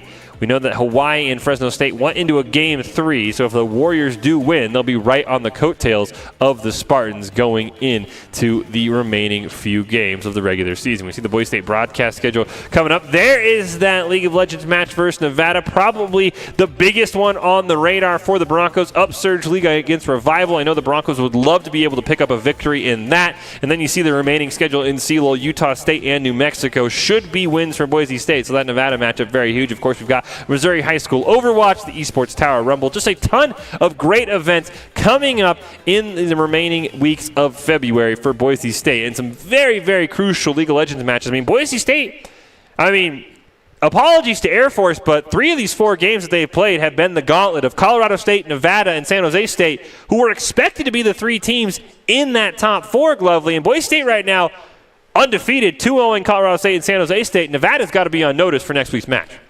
Definitely. And Nevada, it has proven to be a tough team many times in the past. So that's definitely going to be a matchup that you folks at home are going to want to catch. Yeah, I mean, and I see some familiar names from Nevada stalking the chat, so they definitely have their notes ready to go. We'll see how that comes down next week. But as we wrap up this match, we'll leave you with our top plays between Boise State and San Jose State with the Broncos' 2-0 victory. But we're not quite done yet. We've got Doc Haskell for our post-game press conference after, so you don't want to miss it. But now, the Idaho Army National Guard, who invites you to take your impressive critical thinking skills into real time with more than 10 jobs offering a $20,000 bonus. Reach out for more information at iGuard Gaming on Twitch. Is going to give you our top 5 plays from Boise State's 2-0 victory over San Jose State.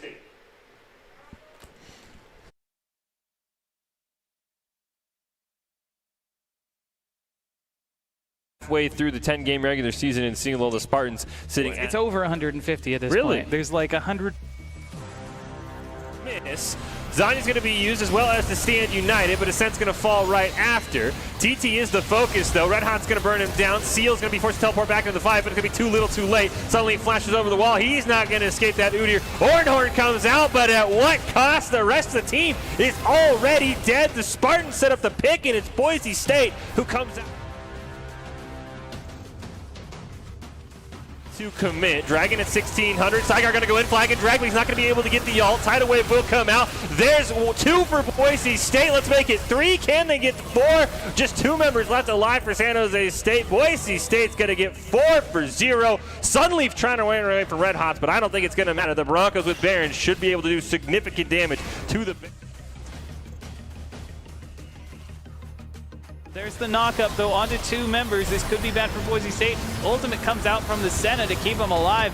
Dean's on a rampage now as Boise State continues to fight even underneath the tower. Featherstorm used just to try and get into range of the final elimination. That's going to be the ace for Goblin. Boise State, I think, is going to take home the game here. Boise State did a really... over the wall. Bull time will come out. Zanya's going to stop most of the damage onto his set. The Goblin so close to the Mega Gnar, but not able to get there. Seal just body blocking for the rest of his team, but the amount of damage that Ascent can do through champions is going to take down Sunleaf. TT incredibly low as well. Seal gets chased down for a double kill. Huge snipe from Ascent, tries to get the slow on.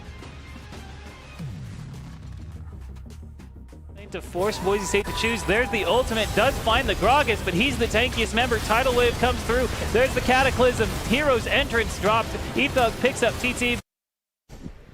Welcome back to the Boise State Gay Pants Arena. Of course, we've got to wrap things up with our post-game press conference with Doc Haskell. Boise State remaining undefeated. And, of course, the big news of the week, and for the most part, it's been pretty successful. We'll leave the Upsurge League for another time, but undefeated, 5-0 in CeeLo with the new change. Talk to us about these changes for Boise State and how they've performed so far. Well, 6-0 now after tonight. The changes have been really interesting. I don't know that we wanted to play them this early, but we did have right in the middle the toughest part of our schedule, including this week against Nevada. We needed to make sure that we were ready to go. And let's talk about that Nevada game. I mean, it's the end of the gauntlet for Boise State. I mean, we showed the San Jose State footage of them taking down Boise State. I'm sure we could drag up some footage of Boise State and Nevada. I mean, what are you telling the guys? I mean, it is revenge on Boise State's mind, because last time this Boise State team played Nevada, they crushed them in the fall finals of CeeLo. You can't decide the outcomes. You can only decide how you prepare and how you put your mind. Emotion in these games does not benefit you. Right? You need to be at a certain emotional level. I mean, I don't want to go into Csikszentmihalyi flow theory, but essentially you need to be in that, that heightened state between boredom and panic, right? Somewhere in the upper end, and that's where we'll try to get. We don't need to establish a reason why we want to take down Skull Chaos and Obvi and Endpoint and Fee and this group of folks that we love until the week we play them, and then we have to hate their guts. Well, speaking of heightened state, is Ethug in the AD carry role or the jungle role better for your blood pressure? That's a really good question. I struggle to find a zen position with either of those. So it's a roller coaster. You know what you're getting into.